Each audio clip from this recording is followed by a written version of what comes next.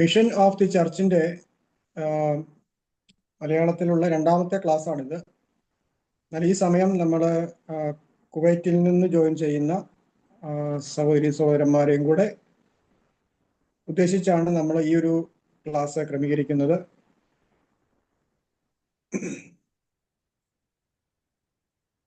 അപ്പം അതുകൊണ്ട് കഴിഞ്ഞ പ്രാവശ്യം പറഞ്ഞ കാര്യങ്ങളുടെ കുറച്ച് പൊതുവായ വിവരങ്ങളും കൂടെ ഇന്ന് ഞാൻ പറയുന്നുണ്ട്. കാരണം കഴിഞ്ഞ ക്ലാസ്സിൽ അറ്റൻഡ് ചെയ്യാത്ത ചില ആളുകളും കൂടെ ഇന്ന് ഉണ്ട് എന്ന് ഞാൻ കരുതുന്നു. ഞാൻ മലയാളത്തിൽ ഒരു ചാപ്റ്ററും ഇംഗ്ലീഷിൽ കുറച്ച് നോട്ട്സും കൂടെ ഇട്ടിട്ടുണ്ട്. അപ്പോൾ ഇംഗ്ലീഷിലുള്ള നോട്ട്സിൽ നിങ്ങൾക്ക് പൂർണ്ണമായിട്ട് വായിച്ച് ഗ്രഹിക്കുവാൻ കഴിയത്തില്ലെങ്കിലും കുഴപ്പമില്ല. അതിനകത്ത് ചില ഇമ്പോർട്ടൻ്റ് ആയിട്ടുള്ള വ്യക്തികളെയും അതുപോലെ ചില കൗൺസിലുകളെയും കുറിച്ചൊക്കെ പറഞ്ഞിട്ടുണ്ട്. അത് നിങ്ങൾക്കൊരു റെഫറൻസിന് വേണ്ടി ഞാൻ ഇട്ടിരിക്കുന്നതാണ്. നിങ്ങൾക്ക് കഴിവതും നിങ്ങളത് റെഫർ ചെയ്യണം. റെഫറൻസും റീഡിങ്ങുമായിട്ടാണ് ഞാൻ ഇംഗ്ലീഷ് നോട്ട്സ് നിങ്ങൾക്ക് ഇട്ടിരിക്കുന്നത്. ഇംഗ്ലീഷ് മീഡിയത്തിന് അല്ലാതെ നോട്ട്സ് ഞാൻ സെയിം നോട്ട്സ് തന്നെയാണ്, നോട്ട്സ് ചാപ്റ്റേഴ്സ് ആയിട്ട് കൊടുക്കുന്നുണ്ട്. അപ്പോൾ ഇതിൽ നമ്മൾ ഡിസ്കസ് ചെയ്ത പ്രധാനപ്പെട്ട കുറച്ച് കാര്യങ്ങളുണ്ടായിരുന്നു. അപ്പോൾ മിഷൻ എന്താണെന്നും അതിൻ്റെ ബിബ്ലിക്കൽ ബേസിസ് എന്താണെന്നും ഒക്കെയുള്ള കുറച്ച് കാര്യങ്ങൾ നമ്മൾ പഠിച്ചു. കഴിഞ്ഞ ദിവസം നമ്മൾ പറഞ്ഞ ചില തിയോളജിയൻസ്, മിഷൻ തിയോളജിയൻസ് ആരൊക്കെയായിരുന്നു? ഒന്ന്, നമ്മൾ കാൾ ബാത്തിനെ കുറിച്ച് പറഞ്ഞു. കാൾ ബാത്ത് ഒരു തിയോളജിയനാണ്. കാൾ ബാത്തിനെ കുറിച്ച് നിങ്ങൾ ദൈവശാസ്ത്രത്തിലൊക്കെ പഠിക്കുന്നതാണ്. അദ്ദേഹം മിഷൻസിനെ കുറിച്ച് പറഞ്ഞത് മിഷിയോ ഡെയി, മിഷൻ ഓഫ് ഗോഡ്, മിഷൻ എന്ന് പറയുന്നത് ദൈവത്തിൻ്റെ ദൗത്യമാണ് എന്ന് പ്രധാനമായിട്ടും അദ്ദേഹം അന്ന് വരെ ഉണ്ടായിരുന്ന മിഷിയോളജിയെ റീഡിഫൈൻ ചെയ്തു, പുനർനിർവചനം ചെയ്തു.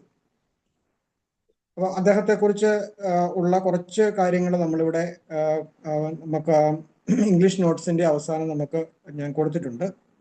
അത് നിങ്ങളൊന്ന് റെഫർ ചെയ്യുക. രണ്ടാമത്തെ ആളാണ് എമിൽ ബ്രൂണർ.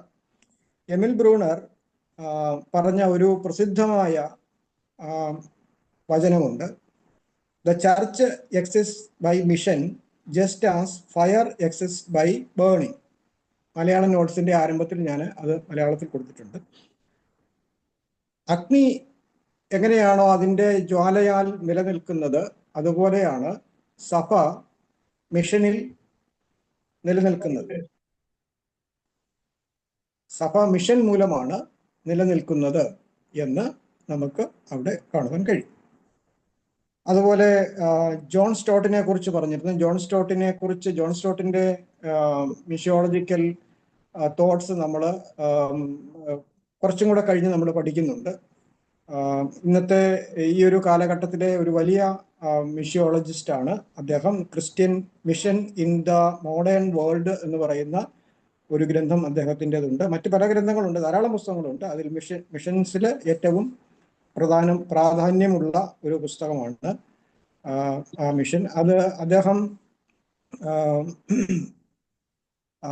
സോഷ്യൽ റെസ്പോൺസിബിലിറ്റിയെക്കുറിച്ചും പ്രൊക്ലമേഷൻ ഓഫ് ദി ഗോസ്പൽ, അതായത് ഒരു സഭയുടെ സാമൂഹിക പ്രതിബദ്ധതയെക്കുറിച്ചും സുവിശേഷ പ്രഘോഷണത്തെക്കുറിച്ചും രണ്ട് ആസ്പെക്റ്റിനെ കുറിച്ചും അദ്ദേഹം പറയുകയുണ്ടായി. അതിനുശേഷം നമ്മൾ കണ്ട മറ്റൊരു വ്യക്തിയാണ് Robert T Coleman. Robert T Coleman ഇവാഞ്ചലൈസേഷൻ്റെ കുറിച്ചുള്ള, സുവിശേഷീകരണത്തെക്കുറിച്ചുള്ള ഒരു ദർശനം നൽകിയ വ്യക്തിയാണ്. The master plan of evangelism എന്ന് പറയുന്ന ഒരു ഗ്രന്ഥം, അത് വേൾഡ് വൈഡായിട്ട് അദ്ദേഹത്തിൻ്റെ പുസ്തകമാണ്. അതുപോലെ അടുത്ത ഒരു വ്യക്തി, ഞാൻ 4 പേരെ കുറിച്ചായിരുന്നു പറഞ്ഞിരുന്നത്. അടുത്ത ഒരു വ്യക്തിയാണ് ഡേവിഡ് ജെ ബോഷ്.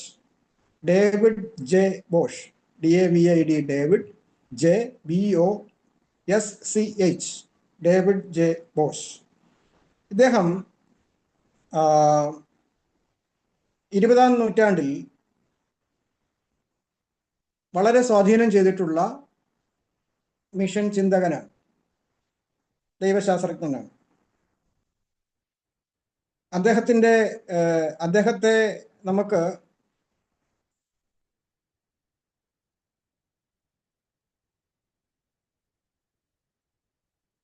അദ്ദേഹത്തിന്റെ എല്ലാ തോട്ട്സും നമുക്ക് പഠിക്കുവാൻ പറ്റത്തില്ല. എങ്കിലും അദ്ദേഹം ഡച്ച് റീഫോംഡ് ചർച്ചിന്റെ ഒരു ആളായിരുന്നു.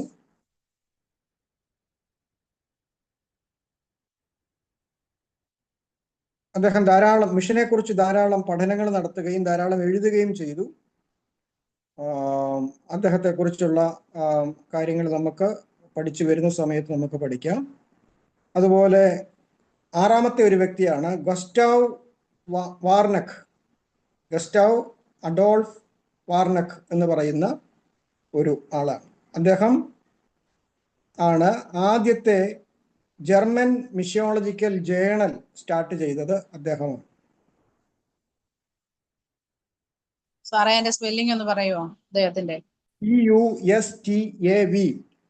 GUSTAV Gustav Adolf ADOLF Adolf WARNECK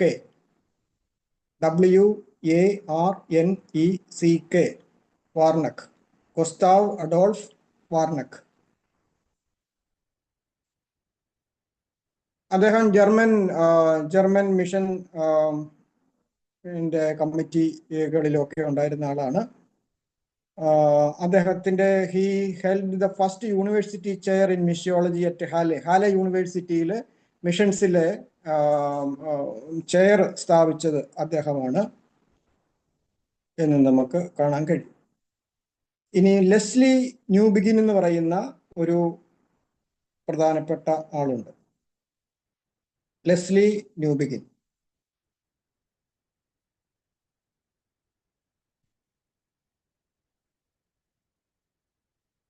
അദ്ദേഹം പ്രധാനമായിട്ടും ട്രിനിറ്റേറിയൻ ഫൗണ്ടേഷനിലാണ് അദ്ദേഹത്തിൻ്റെ മിഷിയോളജി ഡെവലപ്പ് ചെയ്തത്. അദ്ദേഹത്തിൻ്റെയും മിഷൻ തോട്ട്സ് നമുക്ക് കാണുവാൻ കഴിയും.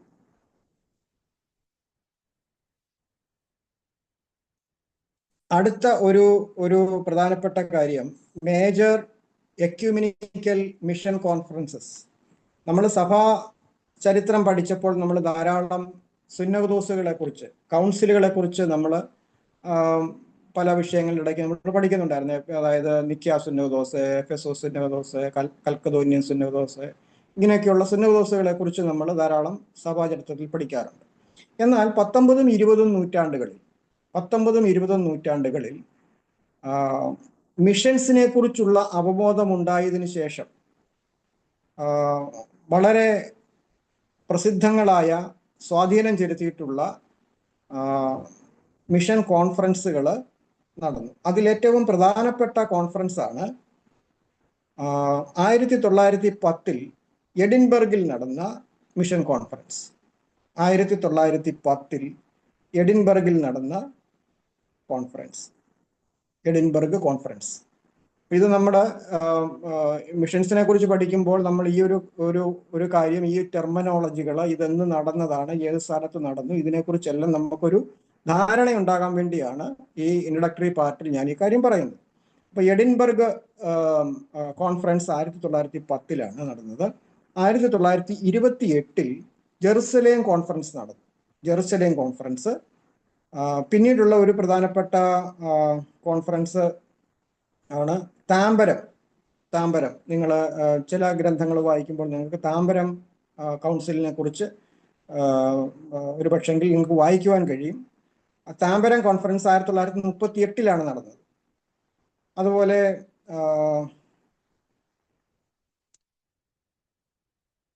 ആ കോൺഫറൻസുകൾക്ക് ശേഷം ചില എക്യുമെനിക്കൽ കോൺഫറൻസുകൾ നടന്നിട്ടുണ്ട്. അതിൽ പ്രധാനപ്പെട്ട ഒരു കോൺഫറൻസാണ് 1927 നടന്ന ലൂസൈൻ കോൺഫറൻസ്. 1927 നടന്ന ലൂസൈൻ കോൺഫറൻസ്. അതുപോലെ ലൂസൈൻ കോൺഫറൻസിന്റെ രണ്ടാമത്തെ കോൺഫറൻസിൽ ലുസൈൻ കോൺഫറൻസിന്റെ രണ്ടാമത്തെ കോൺഫറൻസിന്റെ പ്രിൻസിപ്പിൾസും മാനിഫെസ്റ്റോയും ഉണ്ട്. അത് നമുക്ക് സമയമുണ്ടെങ്കിൽ നമുക്ക് അതിൽ കൂടെ ഒന്ന് പോകേണ്ടതുണ്ട്. കാരണം 19ഉം 20ഉം നൂറ്റാണ്ടുകളിൽ ലോക സഭാ കൗൺസിൽ, വേൾഡ് ചർച്ച് കൗൺസിൽ, അല്ലെങ്കിൽ ലോകത്തിലെ പ്രധാനപ്പെട്ട എല്ലാ സഭകളുടെയും കൂടിയുള്ള സമിതികൾ ഒരുമിച്ച് കൂടി മിഷനെ കുറിച്ച് എന്താണ് പറഞ്ഞത് എന്നുള്ളത് നമുക്ക് ഈ കോൺഫറൻസുകളിൻ്റെ ചർച്ചാ വിഷയങ്ങളെ കുറിച്ച് പഠിക്കുമ്പോൾ നമുക്ക് മനസ്സിലാകുവാൻ കഴിയും. അപ്പം അതുമായിട്ട് ബന്ധപ്പെട്ട് ഉള്ള പ്രധാനപ്പെട്ട കോൺഫറൻസുകളെ കുറിച്ചാണ് ഞാനിപ്പോൾ ഇവിടെ സൂചിപ്പിച്ചത്. അത് നമുക്ക് പഠിച്ചു വരുമ്പോൾ നമുക്ക് കുറേ കാര്യങ്ങളെക്കുറിച്ച് നമുക്ക് മനസ്സിലാക്കുവാൻ കഴിയും. ലൂസൈൻ കോൺഫറൻസ്, എറുസലേം കോൺഫറൻസ്, എഡിൻബർഗ്, താമ്പരം, അതിനുശേഷം ഉള്ള പ്രധാനപ്പെട്ട നമ്മൾ മനസ്സിൽ ആക്കേണ്ട അല്ലെങ്കിൽ പഠിച്ചിരിക്കേണ്ട ഒരു കോൺഫറൻസ് ആണ് വത്തിക്കാൻ കൗൺസിൽ എന്ന് പറയുന്ന രണ്ടാം വത്തിക്കാൻ കൗൺസിൽ. രണ്ടാം വത്തിക്കാൻ കൗൺസിലിനെ കുറിച്ച് നിങ്ങൾ കേട്ടിട്ടുണ്ടാവും. രണ്ടാം വത്തിക്കാൻ കൗൺസിൽ ലൂസൈൻ സെക്കൻഡ് നടക്കുന്നത് 89-ലാണ്. ലൂസൈൻ സെക്കൻഡ് നടക്കുന്നത് 89-ലാണ്. ലൂസൈൻ സെക്കൻഡ് 89-ൽ നടക്കുമ്പോൾ എൻ്റെ ഓർമ്മ ശരിയാണെങ്കിൽ നമ്മുടെ ഇന്ത്യയുടെ പ്രിൻസിപ്പളായിട്ടിരുന്ന എബ്രഹാം ഫിലിപ്പ് സാറ് ഈ മനില കോൺഫറൻസിൽ പങ്കെടുത്തിരുന്നു. നിങ്ങൾക്ക് ഓർമ്മയുണ്ടോ എന്നറിയത്തില്ല. അതിനുശേഷം അദ്ദേഹം വന്ന ശേഷം ഈ ഇവാഞ്ചലിസത്തെക്കുറിച്ചും ലൂസൈൻ കവനന്റിനെ കുറിച്ചും ഒക്കെ ക്ലാസ്സുകളിൽ വന്ന് ഇടയ്ക്കിടയ്ക്ക് വരുമ്പോൾ പറയുമായിരുന്നു. ലൂസൈൻ കവനന്റിനെ കുറിച്ചൊക്കെ പറയുമായിരുന്നു. ഓക്കെ, ആ ലൂസൈൻ കവനന്റും അതുമായിട്ട് ബന്ധപ്പെട്ടിട്ടുള്ള ഡോക്യുമെന്റ്സ് ധാരാളമുണ്ട്. ആ ഡോക്യുമെന്റ്സിൽ നമുക്ക് അതിനെക്കുറിച്ച് പഠിക്കാനായിട്ട് കഴിയുന്നതാണ്. അപ്പം ആ കോൺഫറൻസിൽ ഇവാഞ്ചലിസം ആയിരുന്നു പ്രധാനപ്പെട്ട അജണ്ട എന്ന് പറയുന്നത്. അതെങ്ങനെ ഈ പുതിയ സമൂഹത്തിൽ എങ്ങനെ ഇവാഞ്ചലിസം മിഷൻസ് എങ്ങനെ നടത്തണമെന്നുള്ളതിനെ കുറിച്ചുള്ള ഒരു വിപുലമായ കോൺഫറൻസ് ആയിരുന്നു. ഓക്കെ, അതിനുശേഷം പല കോൺഫറൻസുകളും നടന്നു. അതിനുശേഷം നടന്ന അതുമായിട്ട് ബന്ധപ്പെട്ട് നമ്മൾ ചിന്തിക്കേണ്ട ഒരു കാര്യം, ഈ കൗൺസിലുകൾക്ക് അധികമായിട്ട് ഈ കൗൺസിലുകളിൽ 1-2 കൗൺസിലുകളിൽ മാത്രമേ കത്തോലിക്ക സഭയുടെ സാന്നിധ്യം ഉണ്ടായിരുന്നുള്ളൂ. എന്നാൽ കത്തോലിക്ക സഭ പോൾ ആറാമന്റെ, ജോൺ പോൾ 13-ാമന്റെ സമയത്താണ് 1962 മുതൽ 65 വരെ ഉള്ള സമയത്താണ് രണ്ടാം വത്തിക്കാൻ കൗൺസിൽ എന്ന പേരുള്ള പ്രസിദ്ധമായ ഒരു കോൺഫറൻസ് നടക്കുന്നത്. രണ്ടാം വത്തിക്കാൻ കൗൺസിൽ. ഈ രണ്ടാം വത്തിക്കാൻ കൗൺസിൽ എൻ്റെ ഉദ്ദേശം തന്നെ ഈ ചർച്ചിന്റെ നിലവിലുള്ള സംവിധാനങ്ങളെ നവീകരിക്കുക, സഭയുടെ ദൗത്യത്തെക്കുറിച്ചുള്ള ബോധ്യം ഉണ്ടാക്കുക, അതുപോലെ തന്നെ മറ്റുള്ള വിശ്വാസങ്ങളുമായിട്ടുള്ള റിലേഷൻഷിപ്പിനെ കുറിച്ചുള്ള ബോധ്യങ്ങൾ ഉണ്ടാകുക. അപ്പൊ ഇത് വളരെ, ഈ രണ്ടാം വത്തിക്കാൻ കൗൺസിൽ പെന്തക്കോസ്റ്റൽ ഡെലിഗേറ്റ്സ് ഉണ്ടായിരുന്നു. പെന്തക്കോസ്റ്റ് സഭകളിൽ നിന്നുള്ള ഡെലിഗേറ്റ്സ് നിരീക്ഷകരായിട്ട് അതിൽ പങ്കെടുത്തിരുന്നു. അപ്പോൾ ഒരു അഖില ലോക കൗൺസിലായിരുന്നു ഈ രണ്ടാം വത്തിക്കാൻ കൗൺസിൽ എന്ന് പറയുന്നത്. രണ്ടാം വത്തിക്കാൻ കൗൺസിലിന്റെ പഠനങ്ങൾ ഇപ്പോഴും നടക്കുന്നുണ്ട്. ഇപ്പോഴും അതിന്റെ രേഖ പ്രസിദ്ധീകരിച്ചിട്ടുണ്ട്. ആ രേഖ യഥാർത്ഥത്തിൽ വളരെ ഒതന്റിക്കായിട്ടുള്ള, കത്തോലിക്ക സഭയുടെ ഒതന്റിക്കായിട്ടുള്ള രേഖയാണ്. അതിനെക്കുറിച്ച്, സഭയെക്കുറിച്ചും ക്രിസ്തുവിനെക്കുറിച്ചും മിഷനെക്കുറിച്ചും അതുപോലെ തന്നെ ഇന്റർഫെയ്ത്ത്, മറ്റുള്ള വിശ്വാസങ്ങളിൽ എങ്ങനെ നമ്മൾ സമീപനം ഉള്ളവരായിരിക്കണം, മിഷൻ എങ്ങനെ ക്യാരി ഔട്ട് ചെയ്യണം, ഇതിനെക്കുറിച്ചെല്ലാം വളരെ വിശദമായിട്ട് ചർച്ച ചെയ്ത് എഴുതി രേഖപ്പെടുത്തിയിരിക്കുന്ന ആധികാരികമായ രേഖയാണ് വത്തിക്കാൻ കൗൺസിലിന്റെ ഡോക്യുമെന്റ്സ്. അപ്പം ഈ പേരുകളെല്ലാം നിങ്ങൾ ഒന്ന് ഓർത്തിരിക്കുക. ഞാൻ ഇതിനെക്കുറിച്ചുള്ള ചില നോട്ട്സ് ഇംഗ്ലീഷിലായിരിക്കും, ഞാനത് ഇട്ട് തരാം. പക്ഷേ നിങ്ങൾക്ക് ആ പേരും സ്ഥലവും ഡേറ്റും ഒക്കെ നിങ്ങൾക്ക് കണ്ടുപിടിക്കാൻ കഴിയും. പിന്നെ ചെറിയ വിവരണങ്ങളാണ്, അത് നിങ്ങൾക്ക് മനസ്സിലാക്കുന്നതിന് ബുദ്ധിമുട്ട്. കൂടുതൽ ആളുകൾക്കും അറിയാവുന്ന, ചിലർക്ക് ഒരു പക്ഷെങ്കിൽ ഇംഗ്ലീഷ് ഫുള്ളായിട്ട് വായിച്ചാൽ മനസ്സിലാക്കാൻ ബുദ്ധിമുട്ട് വരുമായിരിക്കും. അത് നിങ്ങൾ പ്രയാസപ്പെടേണ്ട ആവശ്യമില്ല. നിങ്ങൾ റെഫറൻസ് ആയിട്ട് ഈ ഭാഗം കണ്ടാൽ മതി. അപ്പം അതുകൊണ്ട് ആ ഒരു കാര്യവും കൂടെ ഓർത്തിരിക്കുക. അപ്പം മിഷനെ കുറിച്ചുള്ള ഡോക്യുമെന്റ്സ് ഞാൻ അങ്ങനെ ഇട്ടു തരുന്നത് നമ്മുടെ ഈ പഠനത്തിൽ വരുന്ന ഡിസ്കസ് ചെയ്യുന്ന സമയത്ത് നമുക്ക് ഉപകാരപ്രദമായിരിക്കും. അതുപോലെ തന്നെ ആ പോർഷൻസും കൂടെ പഠിച്ചെങ്കിൽ മാത്രമേ നമ്മുടെ മിഷൻസിന്റെ പഠനം പൂർണ്ണമാകുകയുള്ളൂ. ഇപ്പം നമ്മൾ ഇപ്പം ഓൾഡ് ടെസ്റ്റമെന്റ്, ന്യൂ ടെസ്റ്റമെന്റ് അങ്ങനെ നമ്മൾ പഠിക്കുന്നുണ്ട്. പക്ഷേ നാം ജീവിക്കുന്ന ഈ കാലഘട്ടത്തിൽ ലോകസഭാ നേതാക്കൾ മിഷനെ കുറിച്ച് പറഞ്ഞത് എന്താണെന്നും അവരുടെ ചിന്ത എന്തായിരുന്നെന്നും ഉള്ള കാര്യങ്ങളും കൂടെ നമ്മൾ മനസ്സിലാക്കുമ്പോഴാണ് നമുക്ക് അത് കൂടുതൽ മനസ്സിലാക്കുവാൻ കഴിയുന്നത്. ഓക്കെ, ഇന്ന് നമുക്ക് ചർച്ചിന്റെ പ്രധാനപ്പെട്ട കാര്യം മലയാളത്തിലുള്ള നോട്ട് ഞാൻ ഇട്ടിട്ടുണ്ട്, നിങ്ങളത് നോക്കണം. ഞാൻ അതിനെ ബേസ് ചെയ്തുകൊണ്ടാണ് ഇന്ന് ഈ ആദ്യത്തെ ഭാഗം സംസാരിക്കുന്നത്. ജ്വലിക്കുന്നതിലൂടെ അഗ്നി എങ്ങനെ നിലനിൽക്കുന്നുവോ അതുപോലെയാണ് സഭ മിഷൻ മൂലം നിലനിൽക്കുന്നത് എന്ന് പറഞ്ഞതാരായിരുന്നു?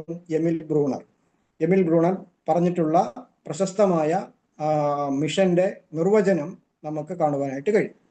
അപ്പം മിഷൻ ഇല്ലെങ്കിൽ സഭയില്ല. അതാണ് ജ്വാലയില്ലെങ്കിൽ അഗ്നിയില്ല എന്ന് പറയുന്നത് പോലെ സഭയ്ക്ക് മിഷൻ ഇല്ലെങ്കിൽ അത് സഭയല്ല, സഭയ്ക്ക് നിലനിൽപ്പ് തന്നെ ഇല്ല എന്ന് നമുക്ക് കാണുവാൻ കഴിയും. അപ്പൊ മിഷനെ സംബന്ധിച്ച് ആത്യന്തികമായിട്ടും സഭയുടെ മിഷൻ, അതിൻ്റെ ഓദർ, അതിൻ്റെ അധികാരി ദൈവമാണ് സഭയുടെ മിഷന്റെ ആത്യന്തികമായ അധികാരി എന്ന് നമുക്ക് കാണുവാൻ കഴിയും. ലോകത്തെ യേശുക്രിസ്തുവിലൂടെ വീണ്ടെടുത്ത്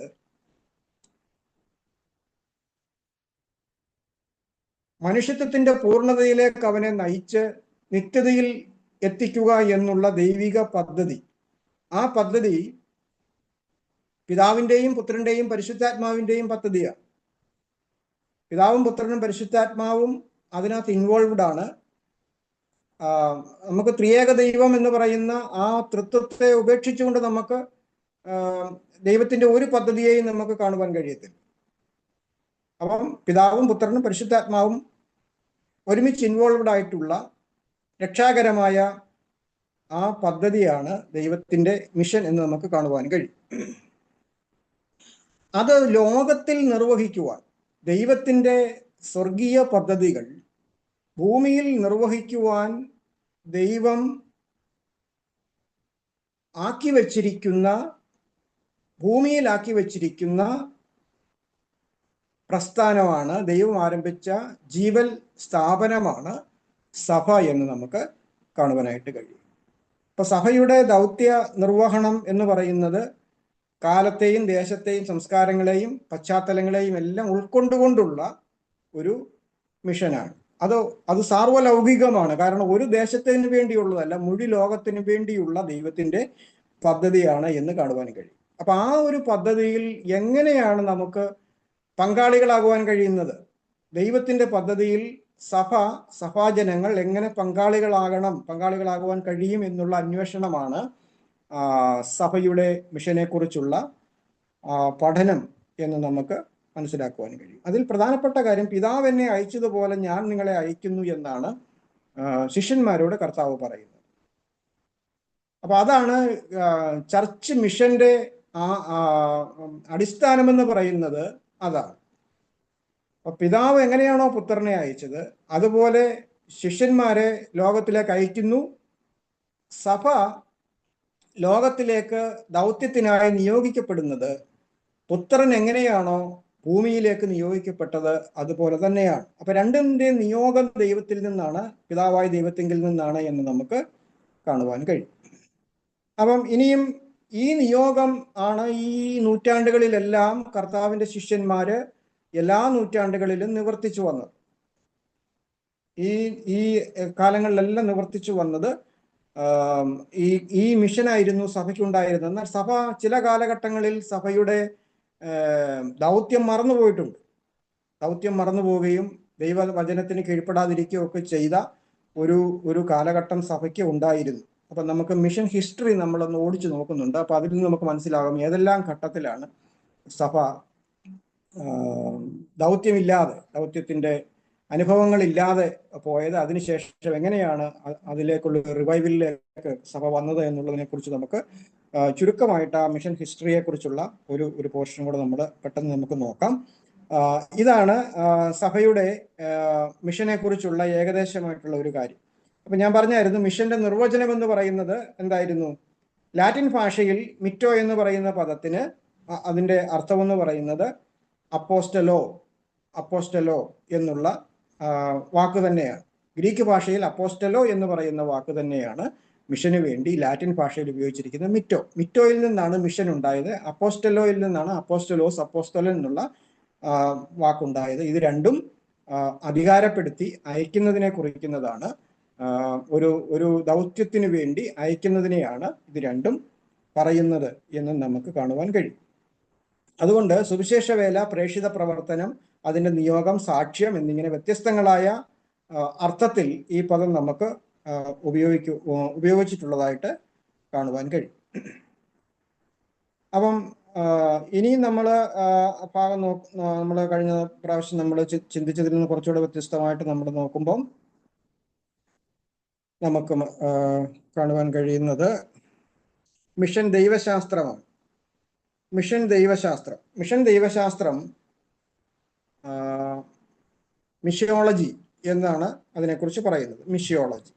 മിഷൻ ദൈവശാസ്ത്രം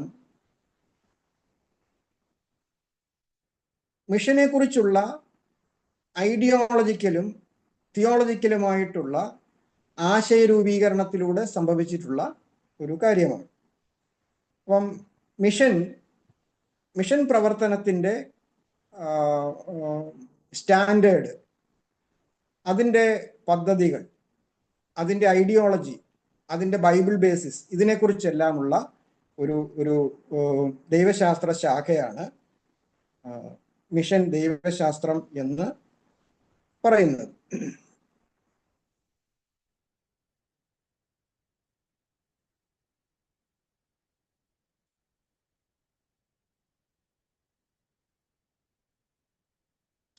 മിഷൻ ദൈവശാസ്ത്രത്തിന്റെ പിതാവായിട്ട് അറിയപ്പെടുന്നത് ഇപ്പോൾ നമ്മൾ പറഞ്ഞ ഗുസ്താവ് വാർണക്കാണ്. ഗുസ്താവ് വാർണക് എന്ന് പറയുന്ന വ്യക്തിയെയാണ് മിഷൻ ദൈവശാസ്ത്രത്തിന്റെ, മിഷൻസിന്റെ പിതാവല്ല, മിഷൻ ദൈവശാസ്ത്രത്തിന്റെ പിതാവ്. ആധുനിക മിഷണറി യുഗത്തിന്റെ പിതാവായിട്ട് നമ്മൾ കാണുന്നത് വില്യം കേരിയാണ്. അത് നമ്മൾ ചരിത്രത്തിൽ പഠിച്ചിട്ടുള്ളതാണ്. എന്നാൽ 1897 ജർമ്മനിയിലെ സർവകലാശാലയിൽ മിഷൻ പഠിപ്പിച്ചുകൊണ്ടിരുന്ന ദൈവശാസ്ത്രജ്ഞനായിരുന്നു ഗുസ്താവ് വാർണക്. ഈ ഗുസ്താവ് വാർണക്കാണ് മിഷിയോളജി എന്ന് പറയുന്ന ഒരു പഠനശാഖയുടെ ആരംഭം കുറിക്കുന്നത്. അദ്ദേഹമാണ് അതിനുവേണ്ടി ജേണലുകൾ എഴുതുകയും ടെക്സ്റ്റ് ബുക്കുകൾ ഉണ്ടാക്കുകയും ഒരു പഠനശാഖയായിട്ട് ദൈവശാസ്ത്ര രംഗത്ത് മിഷിയോളജിയെ ഡെവലപ്പ് ചെയ്തതും അദ്ദേഹമാണ്. അപ്പം മിഷന്റെ ദൈവശാസ്ത്ര അടിത്തറ, അതിൻ്റെ പ്രസക്തി, അതിൻ്റെ ചരിത്രം, ഇതിനെക്കുറിച്ചെല്ലാം പരിഗണിച്ചുകൊണ്ടാണ് അദ്ദേഹം ആ ഒരു പഠനം നടത്തിയത്. അതിനുശേഷം ധാരാളം ആളുകൾ മിഷിയോളജിക്കലായിട്ടുള്ള പഠനങ്ങൾ നടത്തിയിട്ടുണ്ട്. പിന്നീട് നടന്ന കോൺഫറൻസുകൾ, അതിൻ്റെ പഠനരേഖകൾ, ഡോക്യുമെന്റ്സ്, ഇതെല്ലാം നമുക്ക് ഇപ്പോൾ മിഷൻസിന്റെ പഠനത്തിൽ വളരെയധികം കിട്ടുന്നുണ്ട്. അപ്പൊ ഇത് ഒരു പഠനശാഖയായിട്ട് ഇത് രൂപപ്പെട്ടത് 19-ാം നൂറ്റാണ്ടോടു കൂടിയാണ്. മിഷൻസ് സഭയ്ക്ക് ഒരു സജീവ ശാഖയായിട്ട് ലഭിച്ചത് 19-ാം നൂറ്റാണ്ടോടു കൂടിയാണ്. നമുക്ക് സ്കോട്ട്ലൻഡിലെ മിഷണറി നേതാവായിരുന്ന, മിഷണറി ലീഡറായിട്ട് ഉണ്ടായിരുന്ന അലക്സാണ്ടർ ഡഫിനെ കുറിച്ച് നിങ്ങൾ വായിച്ചിട്ടുണ്ടാകും. അലക്സാണ്ടർ ഡഫ് 1867 എഡിൻബറോ സർവകലാശാലയിൽ മിഷൻ പഠനത്തിന്റെ അധ്യക്ഷനായിട്ട് നിയമിതനായി. അതുപോലെ തന്നെ ജർമ്മനിയിലെ ഹേയിൽ സർവകലാശാലയിൽ 1897 മിഷൻ പഠനത്തിന്റെ അധ്യക്ഷനായിരുന്നു ഗുസ്താവ് വാർണിക്. അപ്പൊ അദ്ദേഹം ഇതിന്റെ പിതാവായിട്ട് അറിയപ്പെട്ടു. അതുപോലെ തന്നെ പ്രൊട്ടസ്റ്റന്റ് മിഷൻ ചരിത്രത്തെക്കുറിച്ച് 3 വാല്യങ്ങളുള്ള ഒരു വിപുലമായ ഗ്രന്ഥം അദ്ദേഹം ഗുസ്താവ് വാർണിക് രചിക്കുകയും ചെയ്തു. പിന്നീടുള്ള കാലഘട്ടത്തിൽ മിഷൻ പഠനം ഒരു പഠനശാഖയായിട്ട് തന്നെ വളർന്നു വരികയും ചെയ്തു. അതുകൊണ്ട് മിഷൻ പഠനം ഉദ്ദേശിക്കുന്നത് നാം ഇന്ന് വേദപുസ്തക കാലഘട്ടത്തിൽ നിന്നും ചരിത്രപരമായി വളരെ അകന്നു നിൽക്കുന്ന ഒരു പരിസരത്തിലാണ്, ഒരു സാഹചര്യത്തിലാണ് നാം ജീവിക്കുന്നത്. അപ്പൊ അപ്പോസ്തലന്മാര് പ്രസംഗിച്ച, സഭാപിതാക്കന്മാര് പ്രസംഗിച്ച ഒരു സാഹചര്യമല്ല ഇന്നത്തെ ഒരു കാലഘട്ടം എന്ന് പറയും. അപ്പൊ ആധുനിക കാലഘട്ടത്തിൽ നാം ജീവിക്കുന്ന സംസ്കാരത്തിന്റെ ചുറ്റുപാടുകളിൽ നമുക്ക് എങ്ങനെ ഫലപ്രദമായി സുവിശേഷം പങ്കുവയ്ക്കാം, അതിൻ്റെ സമീപന രീതികൾ എന്തൊക്കെയാണ്, അതിൻ്റെ പ്രശ്നങ്ങൾ എന്തൊക്കെയാണ്, അതിൻ്റെ സാംസ്കാരിക പ്രശ്നങ്ങൾ എന്തൊക്കെയാണ്, ഇങ്ങനെയുള്ള വിഷയങ്ങളെക്കുറിച്ചാണ് മിഷ്യോളജിസ്റ്റ് മിഷൻ തിയോളജിയിൽ ചർച്ച ചെയ്യുന്നത്. അപ്പോൾ ആ ഒരു പഠനം നമുക്ക് തീർച്ചയായിട്ടും കുറച്ച് കാര്യങ്ങൾ, കുറച്ച് സുവിശേഷ പ്രവർത്തനങ്ങളിലെ കുറച്ച് ഐഡിയ നമുക്ക് ലഭിക്കുന്നതാണ്. പിന്നീട് നമ്മൾ ചുരുക്കമായിട്ടൊന്ന് പറഞ്ഞതായിരുന്നു 19-ാം നൂറ്റാണ്ടിലെ മിഷണറി മുന്നേറ്റം ഉണ്ടായിക്കഴിഞ്ഞപ്പോൾ ധാരാളം പല രാജ്യങ്ങളിലേക്ക് ഈ ഒരു മുന്നേറ്റം വ്യാപിക്കുകയുണ്ടായി. പല സംസ്കാരങ്ങളിലേക്ക് സഭാ പ്രവർത്തനങ്ങൾ വ്യാപിക്കുകയുണ്ടായി. അങ്ങനെ ഉള്ള സമയത്താണ് ലോക സുവിശേഷീകരണം ഈ തലമുറയിൽ എന്ന ഒരു ഉദ്ദേശത്തോടു കൂടി എഡിൻബറോയിൽ നടക്കുന്ന, സ്കോട്ട്ലൻഡിൽ നടക്കുന്ന 1910 മിഷൻ കോൺഫറൻസ്, അതായിരുന്നു ലോക സുവിശേഷീകരണത്തിന് വേണ്ടി ആധുനിക കാലഘട്ടത്തിൽ ഉണ്ടായ ഏറ്റവും പ്രധാനപ്പെട്ട കൗൺസിൽ അതായിരുന്നു. ലോക സുവിശേഷീകരണം ഈ തലമുറയിൽ. അപ്പം 20-ാം നൂറ്റാണ്ടിന്റെ അവസാനത്തോടു കൂടി ലോക സുവിശേഷീകരണം സാധ്യമാകണം, AD 2000, ആ ഒരു ലക്ഷ്യത്തോടു കൂടിയായിരുന്നു ആ കോൺഫറൻസും അനന്തര സമ്മേളനങ്ങളുമൊക്കെ നടന്നത്. എന്നാൽ അതിൽ ഒരുപാട് മുമ്പോട്ട് പോകുവാൻ സഭകൾക്ക് കഴിഞ്ഞു. എന്നാൽ ഈ 1910 ശേഷം ലോകത്തിൽ നടന്ന ചില സംഭവങ്ങൾ, ആ സംഭവങ്ങളുടെ വെളിച്ചത്തിൽ സഭയുടെ പ്രഖ്യാപനങ്ങളോടുള്ള ലോകത്തിന്റെ പ്രതികരണം പലതും ഈ ലക്ഷ്യം നേടുന്നതിന് തടസ്സമായിട്ട് സംഭവിച്ചു. അതായത് 1919 ആയപ്പോൾ 1-ാം ലോകമഹായുദ്ധം വന്നു, 39 ആയപ്പോൾ 2-ാം ലോകമഹായുദ്ധം വന്നു. അപ്പൊ ഈ രണ്ട് സംഭവങ്ങൾ യഥാർത്ഥത്തിൽ നിലവിലുണ്ടായിരുന്ന സകല ചിന്താഗതികളെയും സമീപന രീതികളെയും മാറ്റിമറിച്ചു. മുതലാളിത്ത സംവിധാനങ്ങളുള്ള രാജ്യങ്ങളോടും അവരുടെ സന്ദേശങ്ങളോടും ഒക്കെ അകലം പാലിക്കുവാൻ 3-ാം ലോക രാജ്യങ്ങൾ ശ്രദ്ധിച്ചു എന്നുള്ളതാണ് അതിലൊരു പ്രത്യേകത. അപ്പോൾ അതുകൊണ്ട് അമേരിക്കൻ മേധാവിത്വം, യൂറോപ്യൻ മേധാവിത്വം ഒക്കെ ഈ 2ാമത്തെ ലോകമഹായുദ്ധത്തിന് ശേഷം അവസാനിക്കുന്നതായിട്ടാണ് നാം കാണുന്നത്. കാരണം കോളനി വാഴ്ചകളൊക്കെ അവസാനിപ്പിച്ചു. യൂറോപ്പിന്റെ, ബ്രിട്ടന്റെ കോളനി വാഴ്ചകൾ ഇന്ത്യക്ക് സ്വാതന്ത്ര്യം ലഭിച്ചു, ശ്രീലങ്കയ്ക്ക് സ്വാതന്ത്ര്യം ലഭിച്ചു, അതുപോലെ പാകിസ്ഥാന് സ്വാതന്ത്ര്യം ലഭിച്ചു. പിന്നീട് ഹോങ്കോങ്, ഇങ്ങനെയൊക്കെയുള്ള അവരുടെ അധിനിവേശ രാജ്യങ്ങളിൽ നിന്നെല്ലാം അവർ പിന്മാറിപ്പോകുന്ന ഒരു അവസ്ഥ ഉണ്ടാകുന്നു. അങ്ങനെ അധിനിവേശം ലോകത്തിന് ശാപമാണെന്നും ഓരോ രാജ്യങ്ങളും അവരുടെ അവകാശങ്ങളിൽ നിലനിൽക്കണമെന്നും ഒക്കെയുള്ള മനുഷ്യാവകാശപരമായ, ജനാധിപത്യപരമായ ചിന്താഗതികൾ ലോകത്തിൽ ഉണ്ടാവുകയും അതിൻ്റെ വെളിച്ചത്തിൽ സാംസ്കാരികമായിട്ടുള്ള മേൽക്കോയ്മ, കോളനി വാഴ്ച, അധികാരശ്രേണി, ഇവയിലെല്ലാം മാറ്റം ഉണ്ടാകുന്നു. ഈ മാറ്റങ്ങൾ മിഷൻ പ്രവർത്തനത്തിൻ്റെ ധാരണകളിലും പദ്ധതികളിലും വലിയ മാറ്റം വരുത്തി. അപ്പം അത് യഥാർത്ഥത്തിൽ ശാസ്ത്ര വളർച്ചയെക്കുറിച്ചുള്ള അവബോധം, സാമൂഹിക ശാസ്ത്രപരമായ, ജനാധിപത്യപരമായ നിലപാടുകൾ, ഇതെല്ലാം അതായത് ഈ 1919 ശേഷം പത്തിന് മുമ്പുണ്ടായിരുന്ന ഒരു ലോകമായിരുന്നില്ല, അല്ലെങ്കിൽ 1900 അല്ലെങ്കിൽ 20-ാം നൂറ്റാണ്ട് ആരംഭിച്ചപ്പോഴുണ്ടായിരുന്ന ചിന്താഗതിയായിരുന്നില്ല അതിനു മുമ്പുണ്ടായിരുന്ന കാലഘട്ടത്തിലെ ചിന്താഗതി. അപ്പം 17ഉം 18ഉം നൂറ്റാണ്ടുകളിൽ മിഷണറി പ്രവർത്തനങ്ങൾ വളരെ മൊറേവിയൻ മിഷണറിമാരുടെ പ്രവർത്തനങ്ങൾ, ബാപ്റ്റിസ്റ്റ് മിഷണറിമാരുടെ പ്രവർത്തനങ്ങൾ, ഇതെല്ലാം മിഷണറി യുഗമായിട്ട്, ഇവാഞ്ചലിക്കൽ യുഗത്തെ കുറിച്ചല്ല ഞാൻ പറയുന്നത്. ഇവാഞ്ചലിക്കൽ ഉണർവുകൾ ഉണ്ടായ 16-ാം നൂറ്റാണ്ട് 17-ാം നൂറ്റാണ്ടൊക്കെ ഉണ്ട്. പക്ഷെ 18-19 നൂറ്റാണ്ടുകൾ എന്ന് പറയുന്നത് കുറച്ചും കൂടെ മിഷണറി പ്രവർത്തനങ്ങളുടെ വ്യാപനമുണ്ടായ ഒരു കാലഘട്ടമാണ്.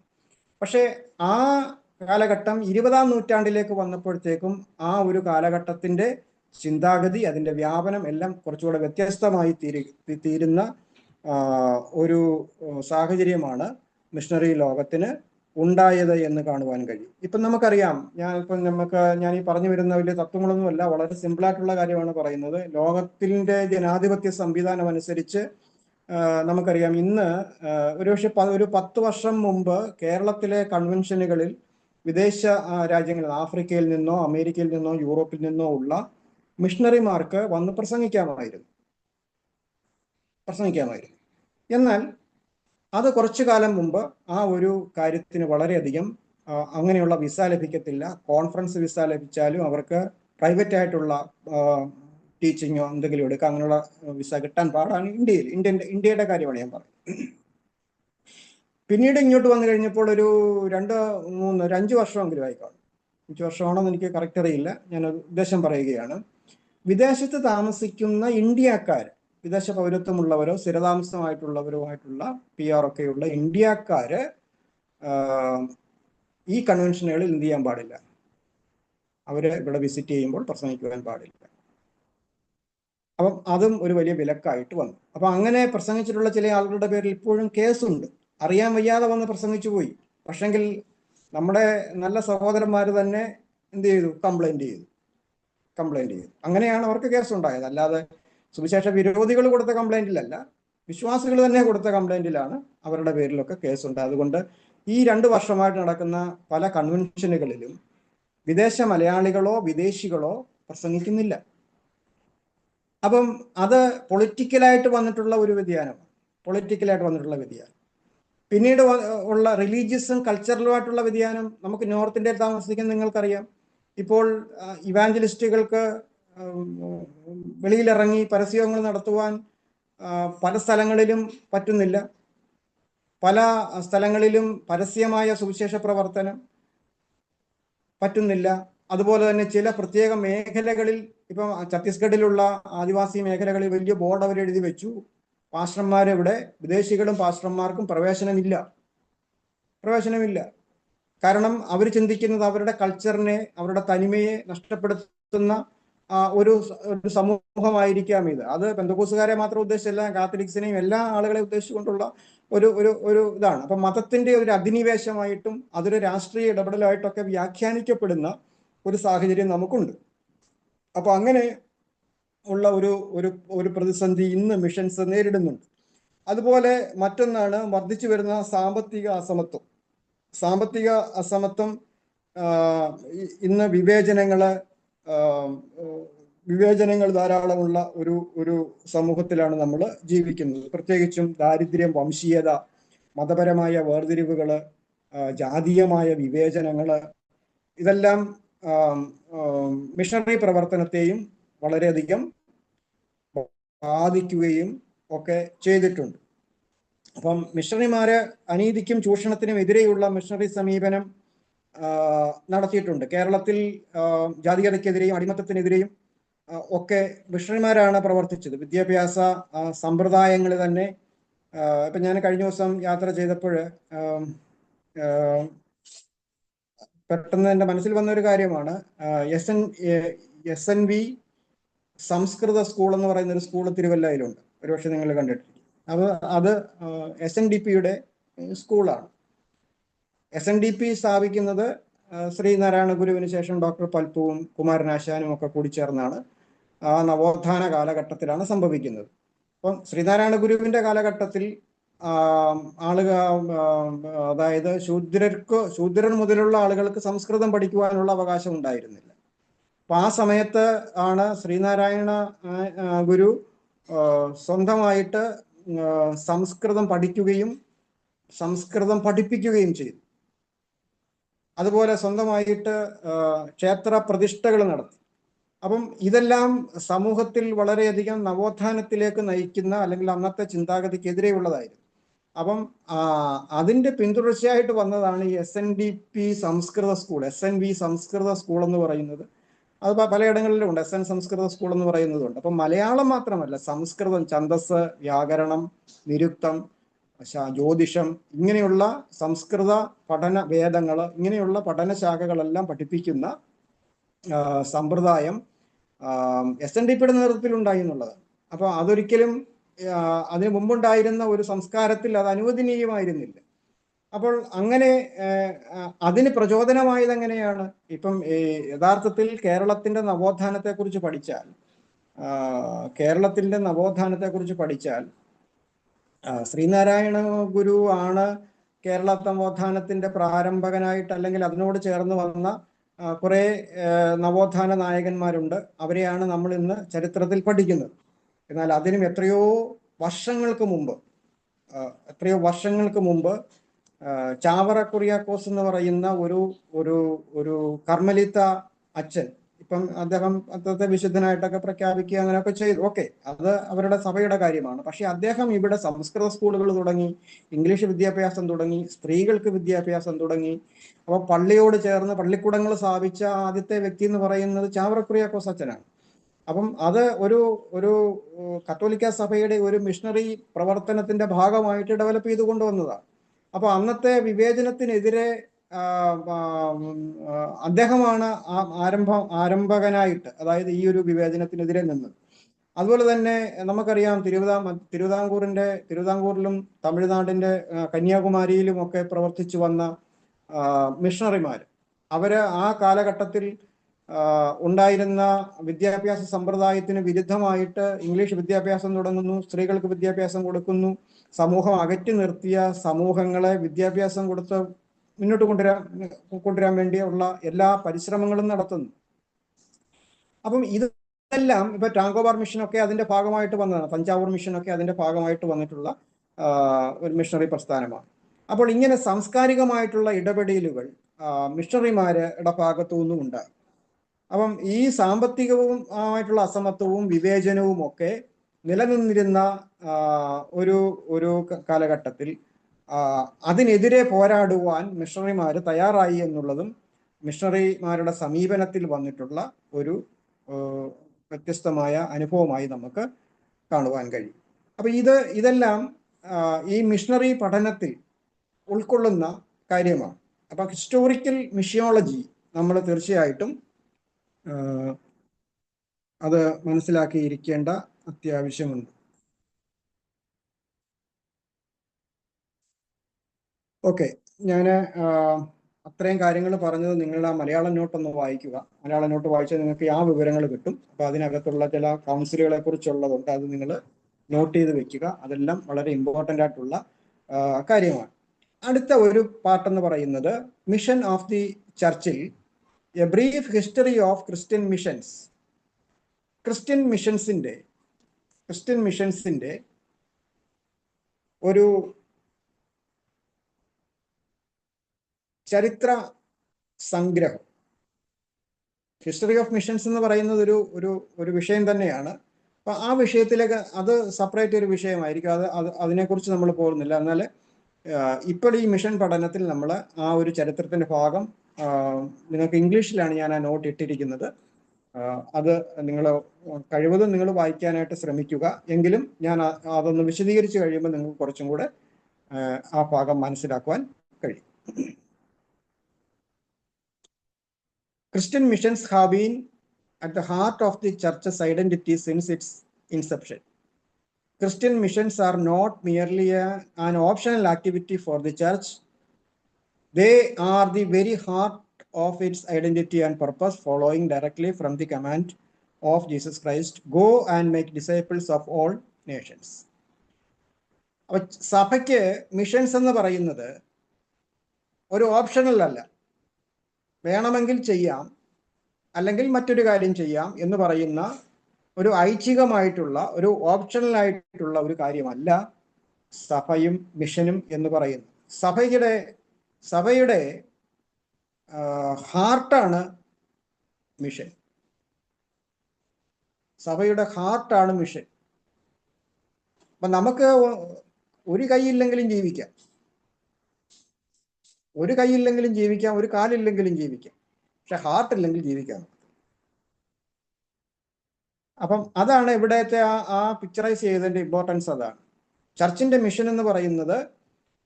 Go and make disciples of all Nations എന്ന് മത്തായി സുവിശേഷം 28:19 നിങ്ങൾ ഭൂലോകമൊക്കെയും പോയി സകല ജാതികളെയും ശിഷ്യരാക്കിക്കൊള്ളുവീൻ എന്ന് പറഞ്ഞ കർത്താവിന്റെ കൽപ്പനയെ ഫോളോ ചെയ്യുന്ന, അതിനെ അനുധാവനം ചെയ്യുന്നതിന്റെ അതിലൂടെ ലഭ്യമാകുന്ന ആ പർപ്പസാണ് സഭയുടെ മിഷൻ എന്ന് പറയുന്നത്. അപ്പൊ ഇതിൽ നമുക്ക് 1-ാം നൂറ്റാണ്ട് മുതൽ 3-ാം നൂറ്റാണ്ട് വരെ, 1st century to 3rd century എന്ന് പറയുന്നത് അപ്പോസ്തലിക് ഏജ് ആണ്. മിഷൻസിന്റെ ഫൗണ്ടേഷൻ സമയമാണ് അപ്പോസ്തലിക് ഏജ്. അപ്പൊ യേശുക്രിസ്തുവിന്റെ കമ്മീഷനിങ്ങോടുകൂടി മിഷൻ ആരംഭിക്കുകയാണ്, സഭയുടെ മിഷൻ ആരംഭിക്കുകയാണ്. Go therefore and make disciples of all nations, baptizing them in the name of the Father and of the Son and of the Holy Spirit. ഇവിടെ പിതാവിന്റെയും പുത്രന്റെയും പരിശുദ്ധാത്മാവിന്റെയും നാമത്തിൽ സ്നാനം കഴിപ്പിക്കുക, സകല ജാതികളെയും ശിഷ്യരാക്കുക, അവരെ പഠിപ്പിക്കുക, ഈ ഒരു നിയോഗം കർത്താവ് കൊടുക്കുന്നു. ഞാനിപ്പോൾ ഓർത്തപ്പോഴങ്ങ് പറയുകയാണ്, ഇവിടെ പിതാവിന്റെയും പുത്രന്റെയും പരിശുദ്ധാത്മാവിന്റെയും നാമത്തിൽ സ്നാനം കൊടുക്കുക എന്ന് ആ ഒരു സാക്രമെന്റൽ ഓർഡർ, ഒരു ആചാരപരമായി എന്താണ് ചെയ്യേണ്ടതെന്നുള്ളതിൻ്റെ ഒരു നിയോഗമാണ് കർത്താവ് ഇവിടെ കൊടുക്കുന്നത്. എന്നാൽ പുതിയ നിയമം നമ്മൾ വായിക്കുമ്പോഴെല്ലാം നമ്മൾ കാണുന്നത് യേശുക്രിസ്തുവിന്റെ നാമത്തിൽ സ്നാനം ഏൽപ്പിച്ചു, യേശുവിന്റെ നാമത്തിൽ സ്നാനം ഏറ്റു, ഇങ്ങനെ പറയുന്നുണ്ട്. അപ്പൊ ഈ യുണൈറ്റഡ് പെന്തക്കോസ്റ്റൽസ് എന്ന് പറയുന്ന വൺനെസ് മൂവ്മെന്റുകാര്, തൃത്വ നിഷേധികളായിട്ടുള്ള ആളുകൾ ആ കാര്യമാണ് കൂടുതൽ പറയുന്നത്. അപ്പൊ അത് വലിയൊരു ഡിസ്പ്യൂട്ടാണ്. ഇന്ന് മീഡിയ രംഗത്തൊക്കെ ഇതിനെക്കുറിച്ച് ഭയങ്കരമായ ചർച്ചകളൊക്കെ നടക്കുന്നുണ്ട്. യേശു ദൈവം 3 ആണോ 1 ആണോ 2 ആണോ ഇങ്ങനെയൊക്കെ പറഞ്ഞുകൊണ്ട് ഭയങ്കരമായിട്ടുള്ള വാദങ്ങൾ നടക്കുന്നുണ്ട്. എന്നാൽ ഒരു കോൺസെപ്റ്റ് മാത്രം ഞാൻ പറയാം. ഇവിടെ കർത്താവ് പറഞ്ഞിരിക്കുന്നത് എങ്ങനെയാണ് അവരെ സ്നാനം കഴിപ്പിക്കേണ്ടത്. പിതാവിന്റെയും പുത്രന്റെയും പരിശുദ്ധാത്മാവിന്റെയും നാമത്തിലാണ് സ്നാനം കഴിപ്പിക്കേണ്ടത്. എന്നാൽ യേശുവിന്റെ നാമത്തിൽ സ്നാനം കഴിച്ചു എന്ന് പറയുന്നത് എന്താണ്? യേശുവിന്റെ നാമത്തിൽ സ്നാനമേൽപ്പീൻ, കർത്താവായ യേശുവിന്റെ നാമത്തിൽ സ്നാനമേൽപ്പീൻ എന്ന് പറയുന്നത് ഏത് സ്നാനം ആണ് സ്വീകരിക്കേണ്ടത് എന്നുള്ള സ്നാനത്തിന്റെ അതോറിറ്റിയാണ് യേശുവിന്റെ നാമത്തിൽ സ്നാനമേൽക്കുക എന്ന് പറയുന്നത്. യേശുവിന്റെ നാമത്തിൽ അല്ലെങ്കിൽ കർത്താവായ യേശുവിന്റെ നാമത്തിൽ സ്നാനമേൽക്കുക എന്ന് പറയുന്നത് ആ സ്നാനത്തിന്റെ ഉറവിടവും അതോറിറ്റിയും എന്താണ്, അത് ഏത് സ്നാനമാണ്. കാരണം അന്നത്തെ സമയത്ത് ധാരാളം സ്നാനങ്ങൾ നിലവിലുണ്ടായിരുന്ന ഒരു സമയമാണ്. പ്രോസലൈറ്റിസ് സ്നാനമുണ്ട്, യഹൂദന്മാർക്ക് മാനസാന്തരത്തിന്റെ സ്നാനം, യോഹന്നാൻ കൊടുത്ത സ്നാനമുണ്ട്, ഇങ്ങനെ വ്യത്യസ്ത സ്നാനങ്ങൾ. അതുപോലെ ദേവാലയത്തിൽ ശുദ്ധീകരണത്തിന് വേണ്ടിയുള്ള സ്നാനമുണ്ട്. ഇങ്ങനെ ഒരു 7 or 8 രീതിയിലുള്ള സ്നാനം നിലനിൽക്കുന്ന ഒരു പശ്ചാത്തലത്തിൽ ക്രിസ്തീയ സ്നാനത്തിന്റെ അതോറിറ്റി എന്താണ് എന്ന് കാണിക്കുന്നതിനായിരുന്നു യേശുവിന്റെ നാമത്തിലാണ് സ്നാനം കഴിപ്പിച്ചത് എന്ന് പറഞ്ഞത്. അതൊരിക്കലും അത് എങ്ങനെ, ഹൗ ടു ഡു എന്നുള്ളതിന്റെ ഒരു വിവരണമല്ല, വാട്ട് ടു ഡു എന്നുള്ളതിന്റെ വിവരണമാണ്. എന്താണ് ചെയ്യേണ്ടത്? യേശുവിന്റെ നാമത്തിൽ സ്നാനം എടുക്കുക, കർത്താവിന്റെ നാമത്തിൽ സ്നാനം എടുക്കുക. ഹൗ ടു ഡു എന്നുള്ളതാണ് പിതാവിന്റെയും പുത്രന്റെയും പരിശുദ്ധാത്മാവിന്റെയും നാമത്തിൽ സ്നാനം ഏൽക്കുന്നു എന്നുള്ളത്. അപ്പൊ അത് ആ ഒരു ഡിഫറൻസ് ആണ് നമുക്ക് ന്യൂ ടെസ്റ്റമെന്റിൽ പലയിടത്തും കാണുന്നത്. അതാണ് പലരും തെറ്റിദ്ധരിച്ച് പറയുന്നത്. അപ്പൊ ഇവിടെ പൗലോസിന്റെ മിഷണറി യാത്രയോടുകൂടിയാണ് ജാതീയ ലോകത്തേക്ക് സഭ പോകുന്നത്. സഭയെക്കുറിച്ചുള്ള ദൈവത്തിന്റെ നിർണയം ലോകത്തിന് പ്രകാശമായിരിക്കുക, ലോകത്തിന്റെ വെളിച്ചമായിരിക്കുക, ഉപ്പായിരിക്കുക, ലോകത്തിന് സാക്ഷ്യം കൊടുക്കുക എന്നുള്ളതായിരുന്നു. അപ്പം യഥാർത്ഥത്തിൽ ദൈവം നിയോഗിച്ചത് സകല ജാതികളെയും എന്നാണ്. ഓൾ നേഷൻസ്, എല്ലാ എത്നിക് ഗ്രൂപ്പുകളെയും, എല്ലാ ഭാഷാ വിഭാഗങ്ങളെയും, എല്ലാ ഗോത്ര വിഭാഗങ്ങളെയും, എല്ലാ ജനസംഘങ്ങളെയും റീച്ച് ചെയ്യുക എന്നുള്ളതായിരുന്നു അപ്പോസ്തലന്മാർക്ക് അല്ലെങ്കിൽ ആദിമസഭയ്ക്ക് കർത്താവ് കൊടുത്ത നിയോഗം. എന്നാൽ നാം നേരത്തെ പഠിച്ചതുപോലെ ഏകദേശം ഒരു 9-10 വർഷങ്ങൾ യെരുശലേമിലെ സഭ ജാതീയ ലോകത്തേക്ക് പോയില്ല. ജാതീയ ലോകത്തേക്ക് അവര് സുവിശേഷവുമായി പോയില്ല. ആകെക്കൂടി പോയത് ശമരിയ വരെയാണ്. അത് ശമരിയയിലേക്ക് പോയത് തന്നെ ഫിലിപ്പോസാണ്. പിന്നീട് പത്രോസിനെ നിർബന്ധിച്ച് കൊർന്നല്യോസിന്റെ ഭവനത്തിൽ വന്ന് പ്രാർത്ഥിക്കുന്നുണ്ട്. അപ്പൊ ഇങ്ങനെയുള്ള 1-2 ഇൻസിഡന്റ് കഴിഞ്ഞാൽ പിന്നെ ജാതീയ ലോകത്തേക്ക് ഇവരാരും പോയില്ല എന്ന് മാത്രമല്ല, ജാതീയ ലോകത്തു നിന്നും രക്ഷിക്കപ്പെട്ടു വന്ന ആളുകളെ കുറിച്ചുള്ള അവകാശങ്ങളുമായിട്ടുള്ള അവരോടുള്ള ഉപദേശങ്ങളുമായിട്ട് ന്യായപ്രമാണവാദികളായ യഹൂദന്മാർ യെരുശലേമിലെ സഭയിൽ ധാരാളം ഉണ്ടാകുകയും ചെയ്തു.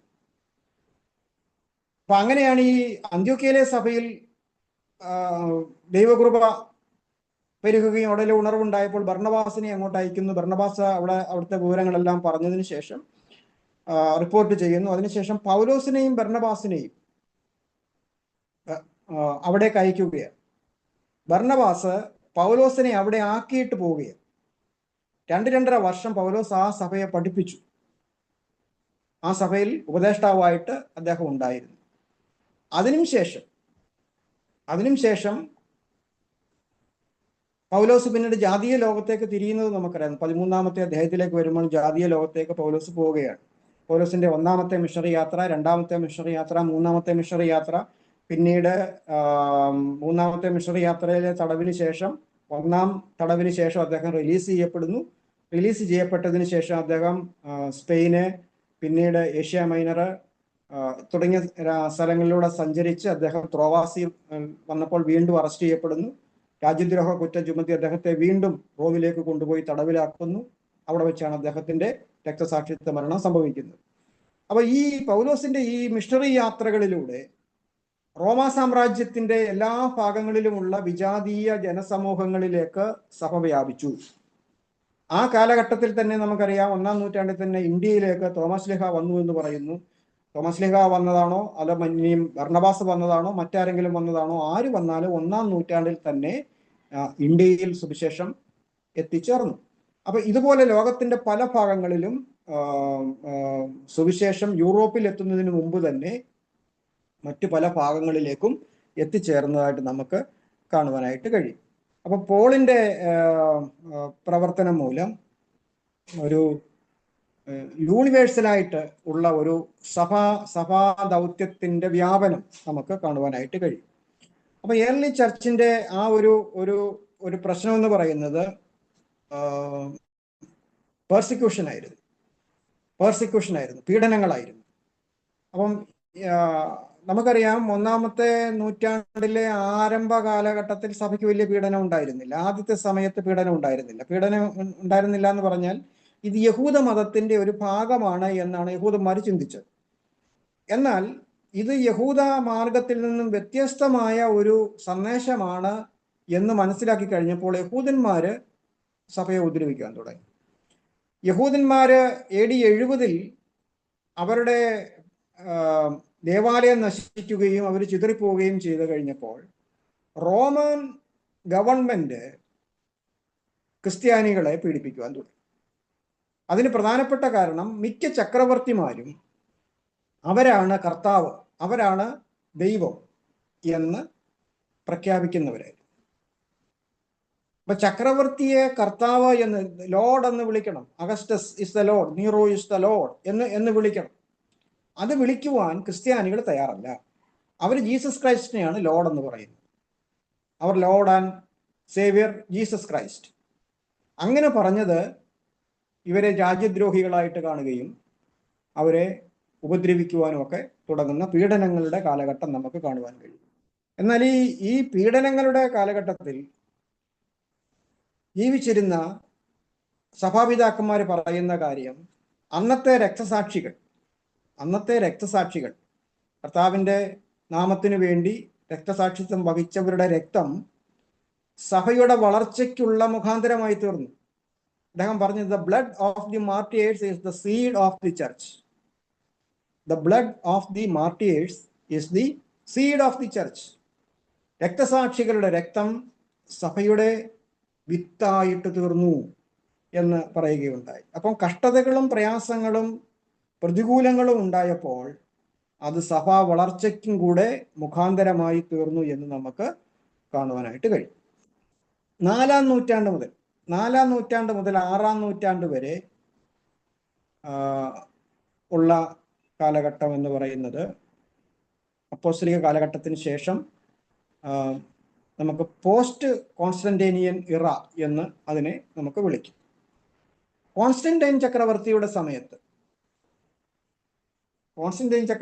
സമയത്ത് 4-ാം നൂറ്റാണ്ടിന്റെ ആരംഭത്തിൽ അന്ന് വരെ പീഡനം സഹിച്ചിരുന്ന സഭ പീഡനത്തിൽ നിന്നും മോചനം പ്രാപിക്കുകയാണ്.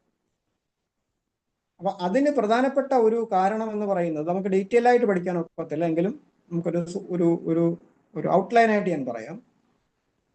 ഈ റോമിന് മറ്റ് ചില ഭാഗങ്ങളുമായിട്ട് യുദ്ധമുണ്ടായിരുന്നു. വലിയ സൈന്യവുമായിട്ട് വന്ന് ഈ റോമിനെയും കോൺസ്റ്റന്റൈനെയും കീഴടക്കുവാൻ പോകുന്ന സമയത്ത് ഇദ്ദേഹം വളരെയധികം വിഷമിച്ചു. അങ്ങനെ വളരെ വ്യാകുല ചിത്തനായിട്ട് ഇരിക്കുമ്പോൾ അദ്ദേഹത്തിന് ഒരു ദർശനം ലഭിക്കുകയാണ്. ആ ദർശനം, നീ ഈ അടയാളം കൊണ്ട് ജയിക്കുക എന്ന് കർത്താവായ യേശു ക്രിസ്തു ഒരു കുരിശടയാളം ദർശനത്തിൽ കാണിച്ച ശേഷം അദ്ദേഹത്തോട് സംസാരിച്ചു എന്നാണ് പറയുന്നത്. അദ്ദേഹം തൻ്റെ എല്ലാ സോൾജിയേഴ്സിനും കുരിശിന്റെ അടയാളം ധരിക്കുവാൻ വേണ്ടി അദ്ദേഹം കൊടുത്തു. അങ്ങനെ അദ്ദേഹം ആ യുദ്ധത്തിൽ എതിർ ഭാഗത്തെ പരാജയപ്പെടുത്തുകയും അദ്ദേഹം വിജയിക്കുകയും ചെയ്തു.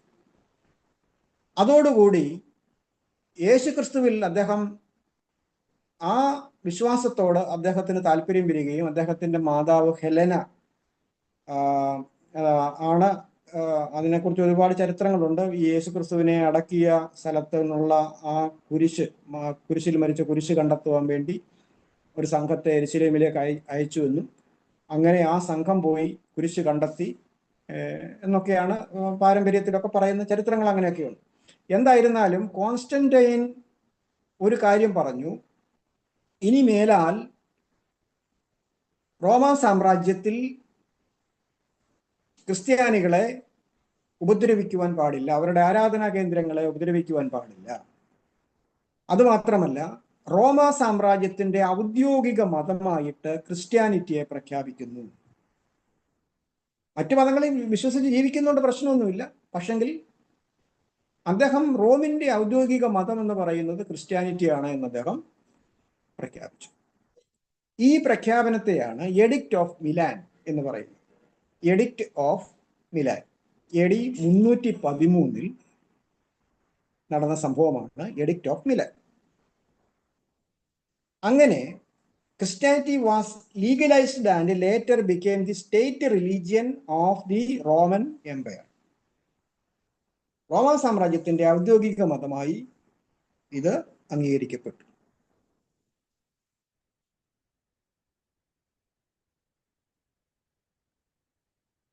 അപ്പൊ അവിടെ രണ്ട് സംഭവങ്ങൾ. ഒന്ന്, സഭ പീഡനത്തിൽ നിന്നും മോചിതമായി.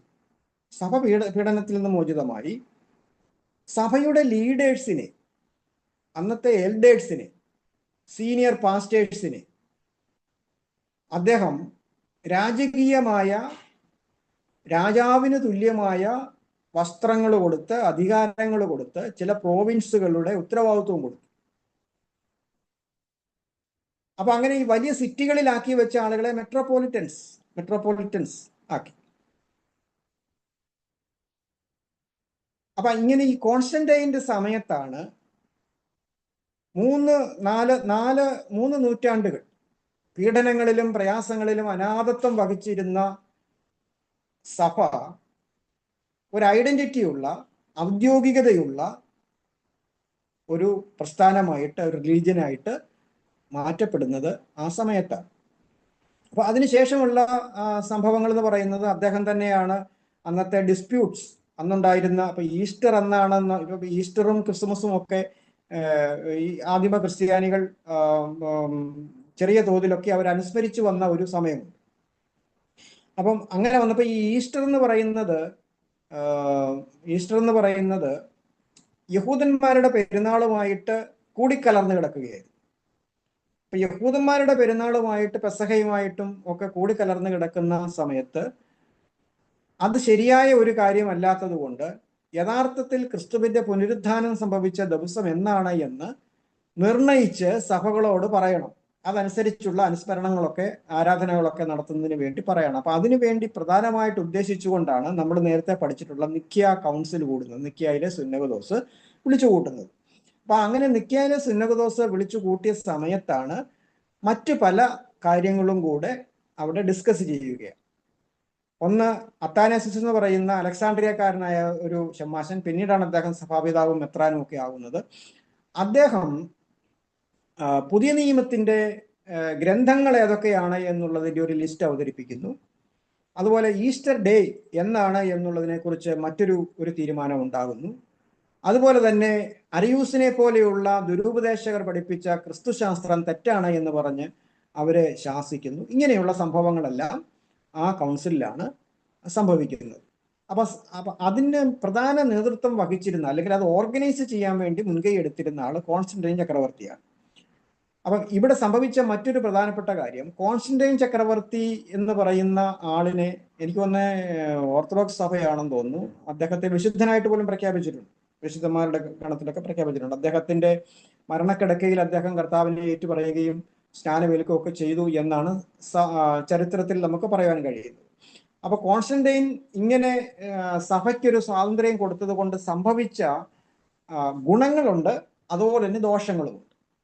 അപ്പൊ സഭയ്ക്കൊരു സ്റ്റാറ്റസ് ഉണ്ടാകുന്നു, സഭയുടെ സന്ദേശം ഏത് സ്ഥലത്തും സംഭവിക്കുന്നു. അതുപോലെ വലിയ വലിയ കെട്ടിടങ്ങൾ, ആ കാലഘട്ടത്തോടു കൂടിയാണ് സഭാ മന്ദിരങ്ങൾ ഉണ്ടായത്, പള്ളികൾ ഉണ്ടാകുന്നത്, വലിയ വലിയ കെട്ടിടങ്ങൾ ഉണ്ടാകുന്നത്. അപ്പൊ ഈ രാജാവ് തന്നെ നിയോഗിക്കുന്നത് കൊണ്ടാണ് അരമനകളെന്നും അതുപോലെ തന്നെ മെത്രാനെന്നും അങ്ങനെയൊക്കെയുള്ള പേരുകളൊക്കെ അന്ന് ഉണ്ടാകുന്നത്. അങ്ങനെയാണ്. അതുകൊണ്ടാണ് പിന്നീട് ഈ അവരെ രാജ്യഭരണവും കൂടി ഏൽപ്പിച്ചിട്ട്, ഇപ്പൊ നമുക്കറിയാം വത്തിക്കാൻ എന്ന് പറയുന്ന ഒരു രാജ്യമാണ്, വത്തിക്കാന്റെ ഭരണാധികാരി പോപ്പാണ്, അപ്പോൾ തന്നെ സഭയുടെ മേലധ്യക്ഷനും പോപ്പാണ്.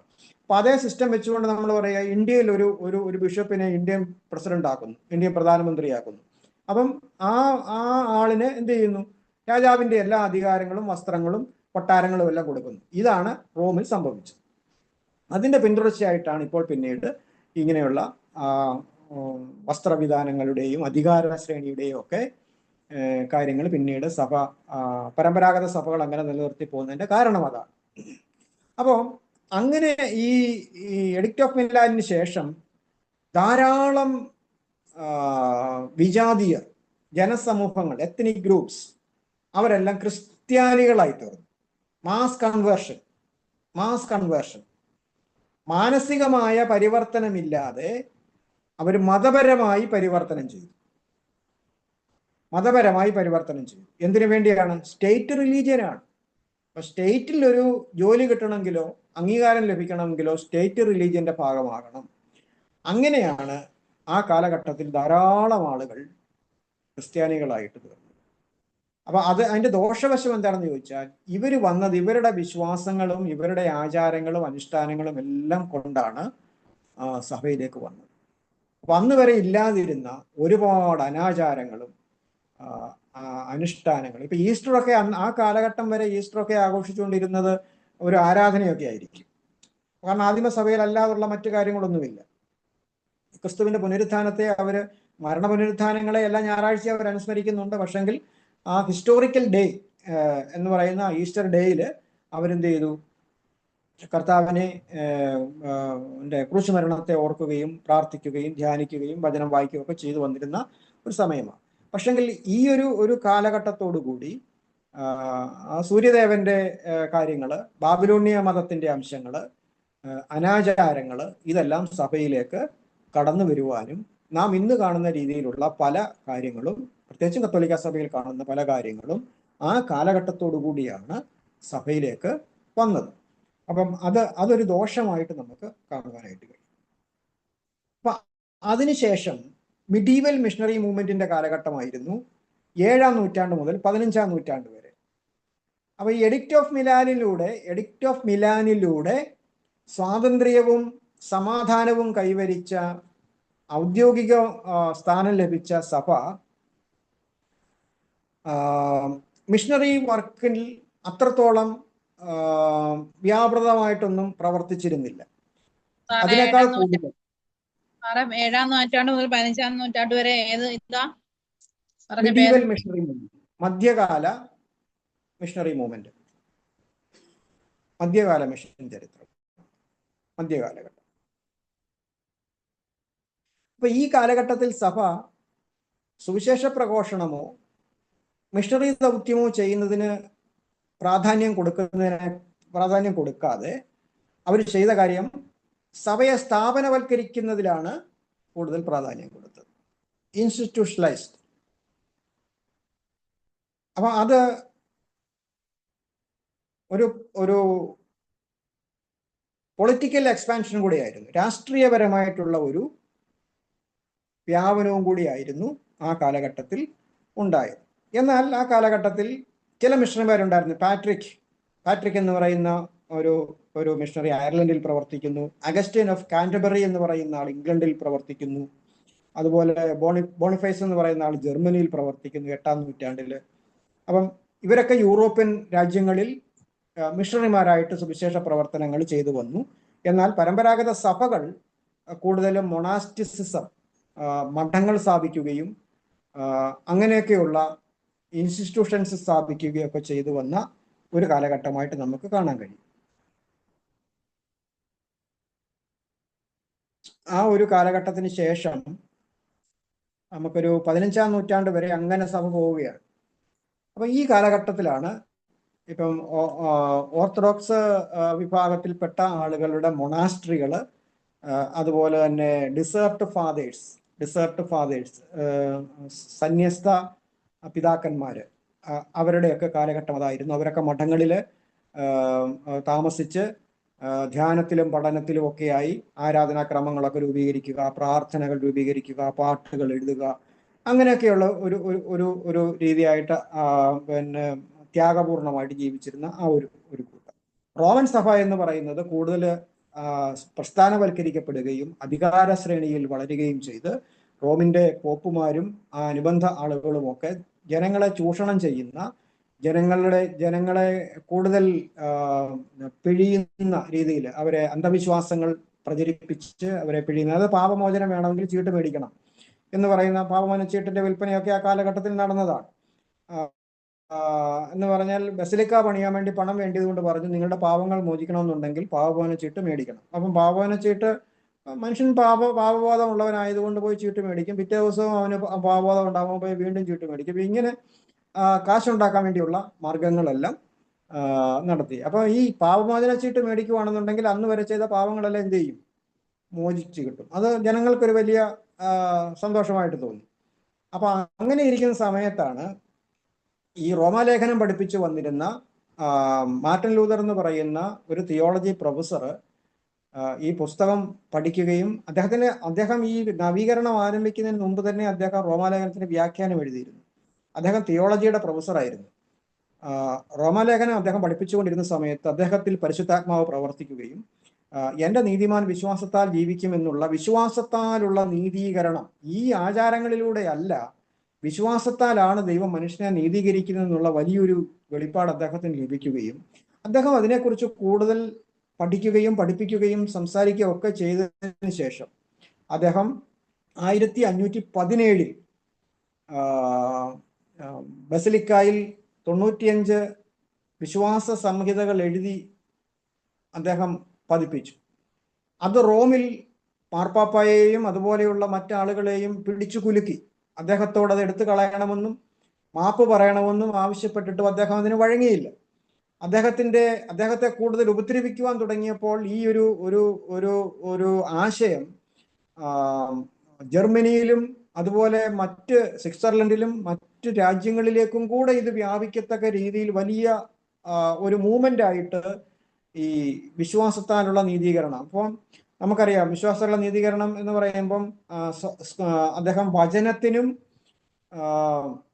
വിശ്വാസത്തിനുമാണ് പ്രാധാന്യം കൊടുത്തത്. വചനത്തിനും വിശ്വാസത്തിനും പ്രാധാന്യം കൊടുത്തുകൊണ്ട് അദ്ദേഹത്തിന്റെ ദൈവശാസ്ത്ര ചിന്തകൾ അദ്ദേഹം ഡെവലപ്പ് ചെയ്തതാണ് പ്രൊട്ടസ്റ്റന്റ് എന്ന് വിളിക്കുന്ന പ്രൊട്ടസ്റ്റന്റ് സഭാവിഭാഗം എന്ന് വിളിക്കുന്ന പ്രൊട്ടസ്റ്റന്റ് റിഫോർമേഷൻ. പ്രൊട്ടസ്റ്റന്റ് എന്ന് മറ്റുള്ളവർ വിളിച്ചതാണ്.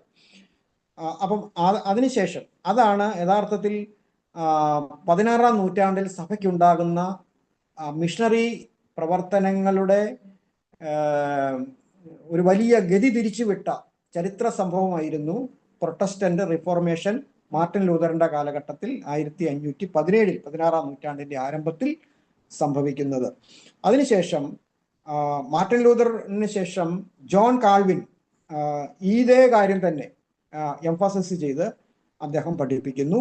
അങ്ങനെ ഈ മൂവ്മെന്റ് ഒരു ഗ്ലോബൽ മിഷൻസിലേക്കുള്ള ലോകവ്യാപകമായ ഒരു അവബോധത്തിലേക്ക് കൊണ്ടുവരുന്നു.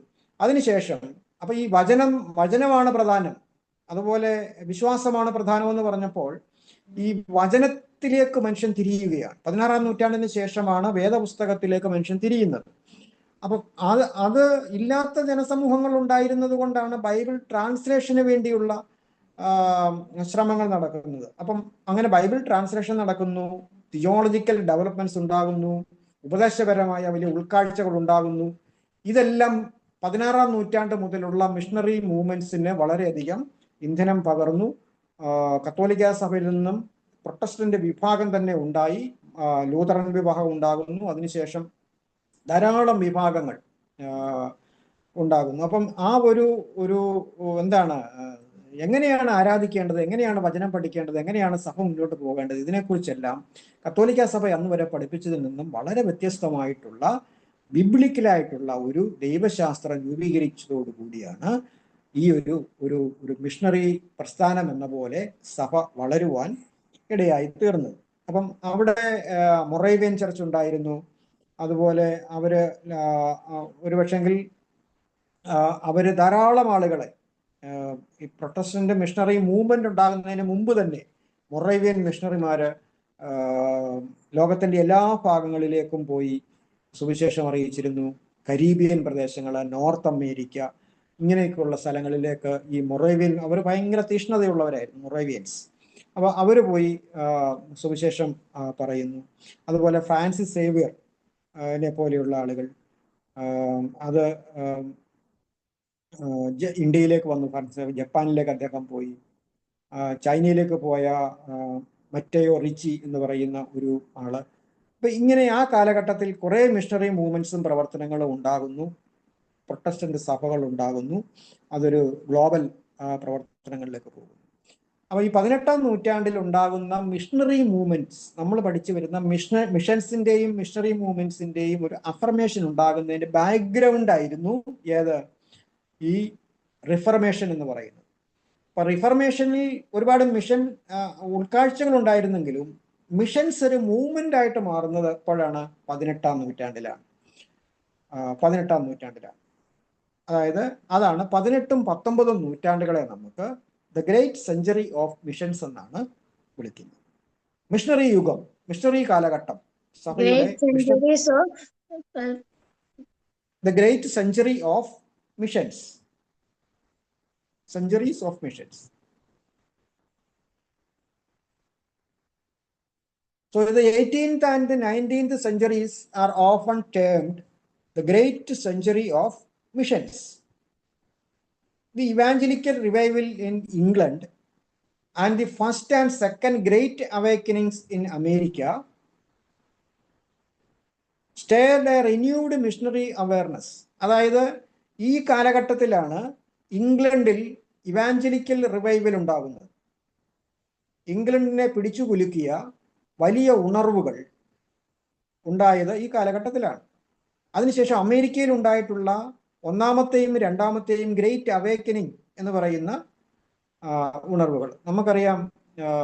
ജോനാഥാൻ എഡ്വേർഡിന്റെ കാര്യം നമുക്കറിയാം, ജോൺ വെസ്ലിയുടെ കാര്യം നമുക്കറിയാം, അവരുടെയൊക്കെ ചാൾസ് ഫിന്നിയുടെ ഒക്കെ കാലഘട്ടത്തെക്കുറിച്ച് നമുക്കറിയാം. അപ്പൊ ഇതെല്ലാം യൂറോപ്പിലും അമേരിക്കയിലും വലിയ വലിയ പെന്തക്കോസ്റ്റ് ഉണർവിന് മുമ്പ് ഇവാഞ്ചലിക്കൽ അവേക്കനിങ് ഉണ്ടായിട്ടുള്ളത് ലോകത്തിൽ, യൂറോപ്പിൽ ധാരാളം ആളുകളെ മാനസാന്തരത്തിലേക്കും മിഷണറി ദൗത്യത്തിലേക്കും ഒക്കെ നയിച്ച സംഭവങ്ങളായിട്ട് നമുക്ക് കാണുവാൻ കഴിയും. അതിനുശേഷമാണ് വില്യം കേരി. അപ്പൊ ആ അവേക്കനിങ്ങിന്റെ ഭാഗമായിട്ടാണ് വില്യം കേരി ഇന്ത്യയിലേക്ക് ഒരു മിഷണറി ആയിട്ട് വരുവാൻ വേണ്ടിയുള്ള, അല്ലെങ്കിൽ അദ്ദേഹത്തിന്റെ പ്രാർത്ഥനകൾ, അദ്ദേഹത്തോട് കൂടെ ഉണ്ടായിരുന്ന ആളുകളുടെ പ്രാർത്ഥന മൂലമാണ് ഒരു മിഷണറി പ്രസ്ഥാനം തന്നെ ഉണ്ടാവുന്നത്. ആ പ്രസ്ഥാനത്തിന്റെ ഭാഗമായിട്ടാണ് വില്യം കേരി ഇന്ത്യയിലേക്ക് വരുന്നത്. അപ്പം വില്യം കേരിയെ നമുക്ക് ഈ കാലഘട്ടത്തിൽ ഫാദർ ഓഫ് മോഡേൺ മിഷൻസ് എന്നാണ് അദ്ദേഹത്തെ വിളിക്കുന്നത്. അദ്ദേഹം 1793 ഇന്ത്യയിലേക്ക് വരുന്നത്. അദ്ദേഹത്തിന്റെ പ്രവർത്തനങ്ങളെ കുറിച്ചൊക്കെ നമുക്ക് മിഷൻ ഹിസ്റ്ററിയിൽ നമുക്ക് പഠിക്കാൻ കഴിയത്തുള്ളൂ, എങ്കിലും നമ്മൾ അത് ഓർത്തിരിക്കുക. വില്യം കേരി വരുന്നു. അതിനുശേഷം ഇനി 20-ാം നൂറ്റാണ്ട്, 20th സെഞ്ചുറി, 20-ാം നൂറ്റാണ്ട് എന്ന് പറയുന്നത് ഇപ്പൊ 21-ാം നൂറ്റാണ്ടും കൂടിയായി അല്ലെ. 20ഉം 21ഉം നൂറ്റാണ്ടുകളെ കുറിച്ച് നോക്കിയാൽ അത് ഒരു ലോകത്തിന്റെ സദേൺ പാർട്ടിലുള്ള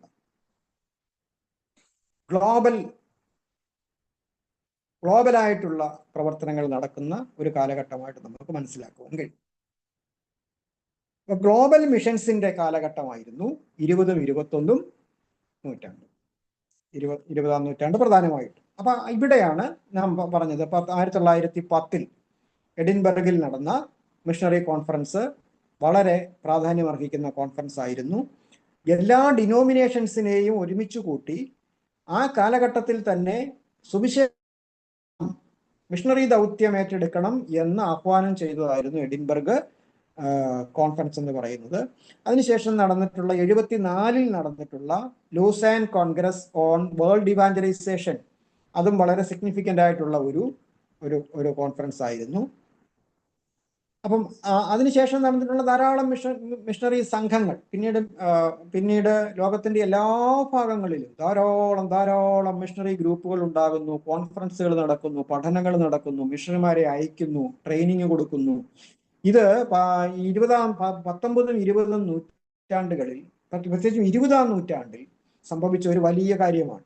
അപ്പൊ അതിന് ഏറ്റവും കൂടുതൽ പ്രാധാന്യം ഉണ്ടായത് 1901, 1905, 1906 ഈ ഡേറ്റുകളിൽ നടന്ന പരിശുദ്ധാത്മാവിന്റെ ഉണർവാണ്.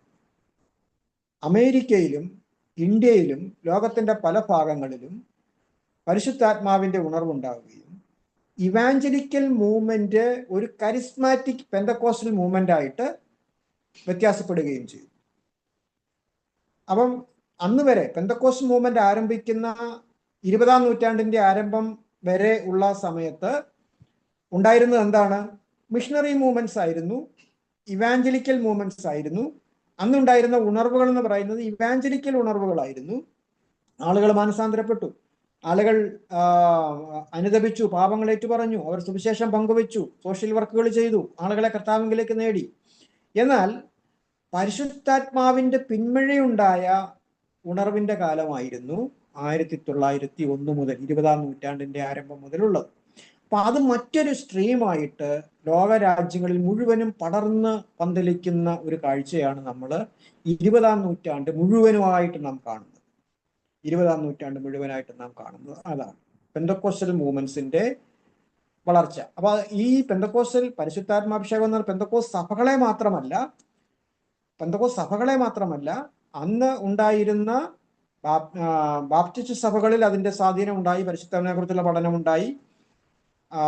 അതുപോലെ മെത്തേഡിസ്റ്റ് സഭകളിലുണ്ടായി, പ്രസ്ബിറ്റേറിയൻ സഭകളിലുണ്ടായി, ഓർത്തഡോക്സ് സഭകളിലുണ്ടായി, എന്ന് പറഞ്ഞാൽ ഗ്രീക്ക് ഓർത്തഡോക്സ് പോലെയുള്ള ബൈസന്റേനിയൻ സഭകളിലുണ്ടായി, പിന്നീട് കത്തോലിക്ക സഭയിലുമുണ്ടായി.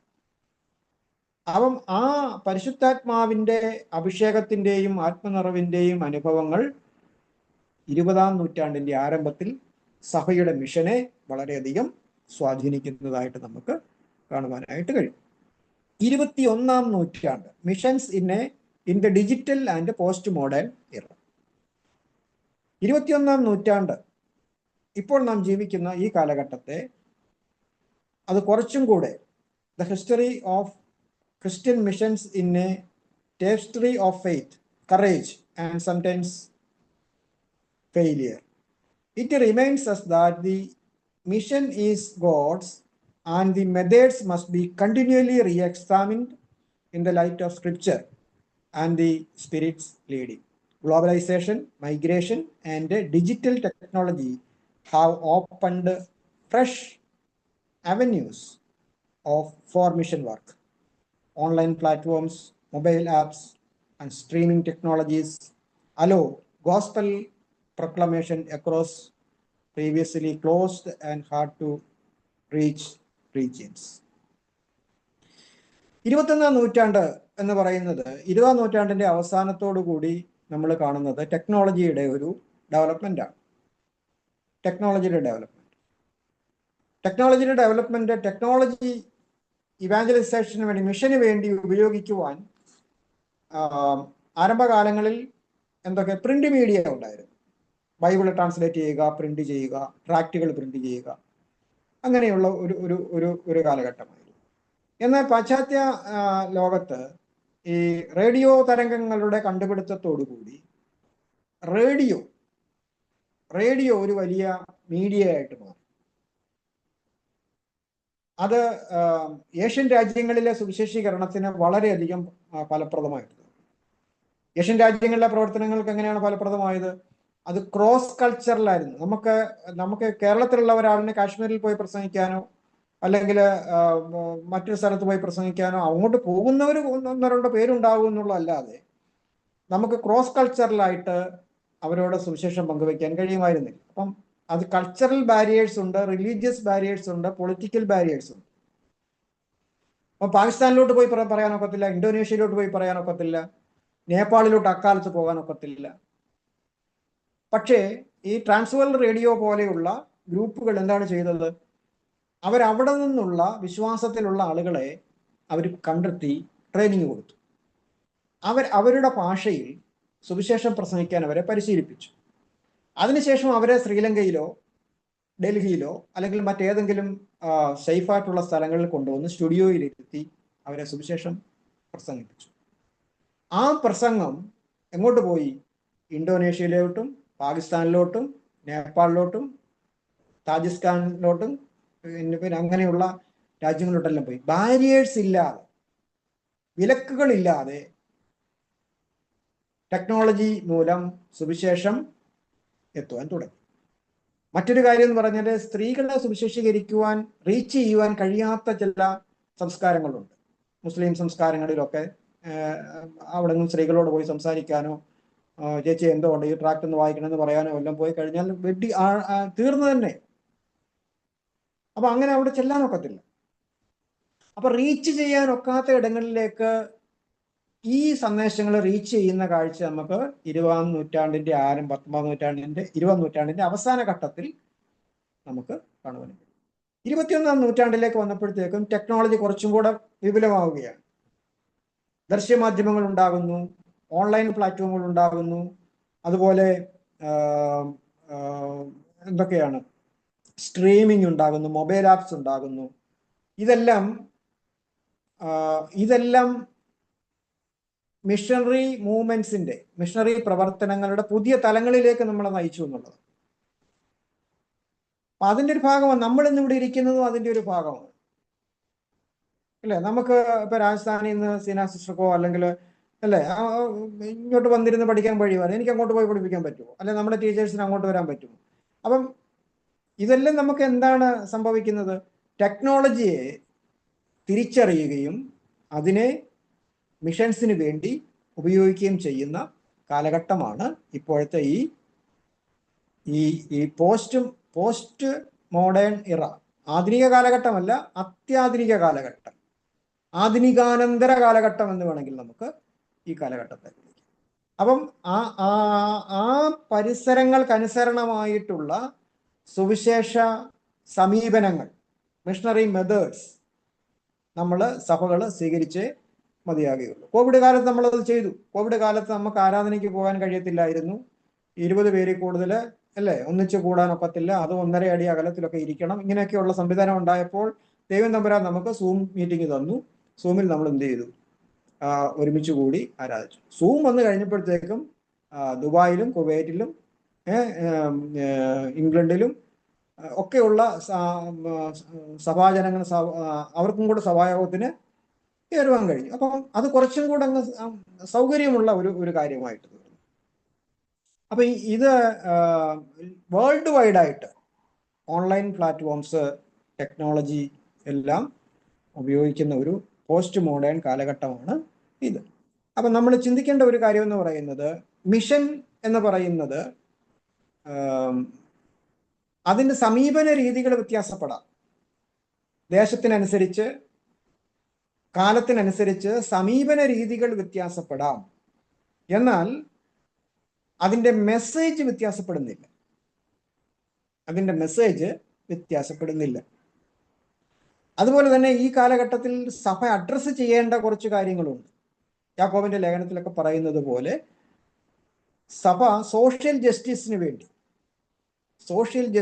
വേണ്ടി സഭ എന്ത് ചെയ്യണം? ശബ്ദിക്കണം. സാമൂഹിക നീതിക്ക് വേണ്ടി സഭ ശബ്ദിക്കണം. ദാരിദ്ര്യത്തിനെതിരെ സഭ പോരാടണം. മനുഷ്യാവകാശങ്ങൾക്ക് വേണ്ടി സഭ നിലകൊള്ളണം. ഇതെല്ലാം ഇവാഞ്ചലിസത്തിന്റെയും മിഷന്റെയും ഭാഗമായിട്ട് 20-ാം നൂറ്റാണ്ടിൽ വികാസം പ്രാപിച്ചു വന്ന ഒരു ചിന്താഗതിയാണ്. സഭ നീതിക്ക് വേണ്ടി നിലകൊള്ളണം എന്നുള്ള ഒരു കാര്യം. അതുകൊണ്ട് അത് വളരെ പ്രധാനപ്പെട്ട ഒരു കാര്യമാണ്. സഭയെ ദൈവം ഏൽപ്പിച്ചിരിക്കുന്ന മിഷൻ എന്ന് പറയുന്നത്, ദൈവമാണത് ഫലമേൽപ്പിച്ചത്.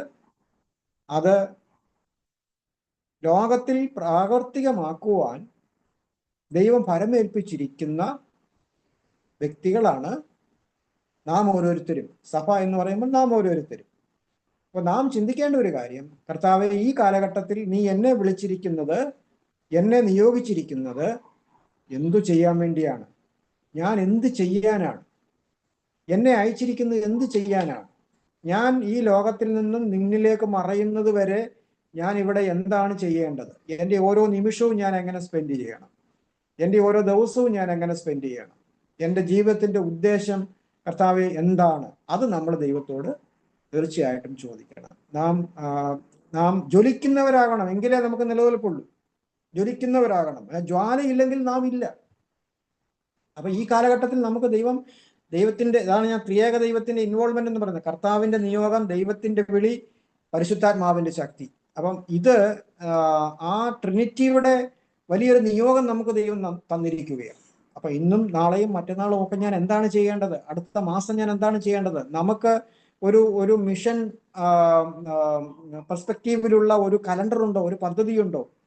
നമുക്ക് നമ്മുടെ ജീവിതത്തിൽ നമുക്ക് മിഷന് വേണ്ടി, അല്ലെങ്കിൽ കർത്താവ് എന്നെ ആക്കിയിരിക്കുന്ന കാര്യം, നമുക്കൊരു പ്രോഗ്രാമിന് പോയിരിക്കുന്നതിനെ കുറിച്ചല്ല ഞാൻ പറഞ്ഞത്. ഒരു പ്രോഗ്രാമിന് നമുക്ക് പോകാം. സഭ ഒരു പ്രോഗ്രാം വെച്ചു, ഉപവാസ പ്രാർത്ഥന വെച്ചു, അവിടെ പോയിരുന്നു, ആലോചന കേട്ടു, തിരിച്ചു വന്നു. അതല്ല ഞാൻ പറയുന്നത്. അതൊക്കെ വേണം. പക്ഷെ നമ്മുടെ പേഴ്സണലി നമ്മുടെ മിഷൻ സ്റ്റേറ്റ്മെന്റ് എന്താണ്? ഞാൻ എന്തിനു വേണ്ടിയാണ് നിലകൊള്ളുന്നത്? എന്നിൽ ജ്വലിക്കുന്ന പ്രകാശം, എന്നിൽ ജ്വലിക്കുന്ന നിയോഗം ഞാൻ ഉപയോഗിക്കുന്നുണ്ടോ? അത് തീർച്ചയായിട്ടും നമ്മൾ ചിന്തിക്കണം. അപ്പൊ അത് നമുക്ക് പരമ്പരാഗതമായ രീതിയിലുള്ള എല്ലാ കാര്യങ്ങളും ചെയ്യണമെന്നുള്ളതല്ല ഞാൻ ഈ പറയുന്നത്. ദൈവം നമുക്ക് പ്രകാശനം തരുന്നതനുസരിച്ച്, നിയോഗം തരുന്നതനുസരിച്ച് നമ്മുടെ മെസ്സേജ് കൺവേ ചെയ്യാനുള്ള മെസ്സേജ്, ആളുകളെ വിടിവിക്കുവാനുള്ള, രക്ഷിക്കുവാനുള്ള ആ വലിയ ദൗത്യം ദൈവം നമ്മയും ഭരമേൽപ്പിച്ചിരിക്കുന്നു എന്നുള്ള ആ ഒരു ബോധ്യം നമുക്കുണ്ടാകണം. സഭ ദൗത്യമില്ലാതെ സഭയില്ല. അപ്പൊ ഞാനും നിങ്ങളും സഭയുടെ ഭാഗം എന്ന് പറയുമ്പോൾ ദൗത്യം നാം ചെയ്യുന്നില്ലെങ്കിൽ നാം ഇല്ല. നാം വെറും സാധാരണക്കാരായി മാറുകയാണ്. അപ്പൊ നാം അപ്പോസ്തലന്മാരെ പോലെയാണ്. മിഷൻ എന്ന് പറയുന്നത് അപ്പോസ്തലോ അയക്കപ്പെട്ടിരിക്കുന്നു. അധികാരത്തോടെ, സന്ദേശത്തോടെ, നിയോഗത്തോടെ നമ്മെ അയച്ചിരിക്കുകയാണ്. നാം ആയിരിക്കുന്ന സ്ഥാനങ്ങളിൽ ദൈവം നമ്മെ ആക്കിയിരിക്കുന്നു. നമ്മെ എന്തിനു വേണ്ടി ആക്കിയിരിക്കുന്നു? അത് കുടുംബം മുതൽ, സമൂഹം മുതൽ, സഭ മുതൽ എല്ലാ രംഗങ്ങളിലും നമുക്ക് ആവോളം കർത്താവിന് വേണ്ടി അധ്വാനിക്കുവാൻ, ആവോളം കർത്താവിന് വേണ്ടി പ്രവർത്തിക്കുവാൻ നമുക്ക് കഴിയണം. അതെല്ലാം എന്തിനു വേണ്ടി ആയിരിക്കണം? സകല ജാതികളെയും ശിഷ്യത്വത്തിലേക്ക് കൊണ്ടുവരുന്ന, ശിഷ്യരാക്കുന്ന ആ ഒരു പ്രക്രിയയുടെ ഭാഗമായിരിക്കണം എന്നാണ് നമുക്ക് പഠിക്കുവാനായിട്ട് കഴിയുന്നത്. നെക്സ്റ്റ് ഡേ നമുക്ക് ഇനി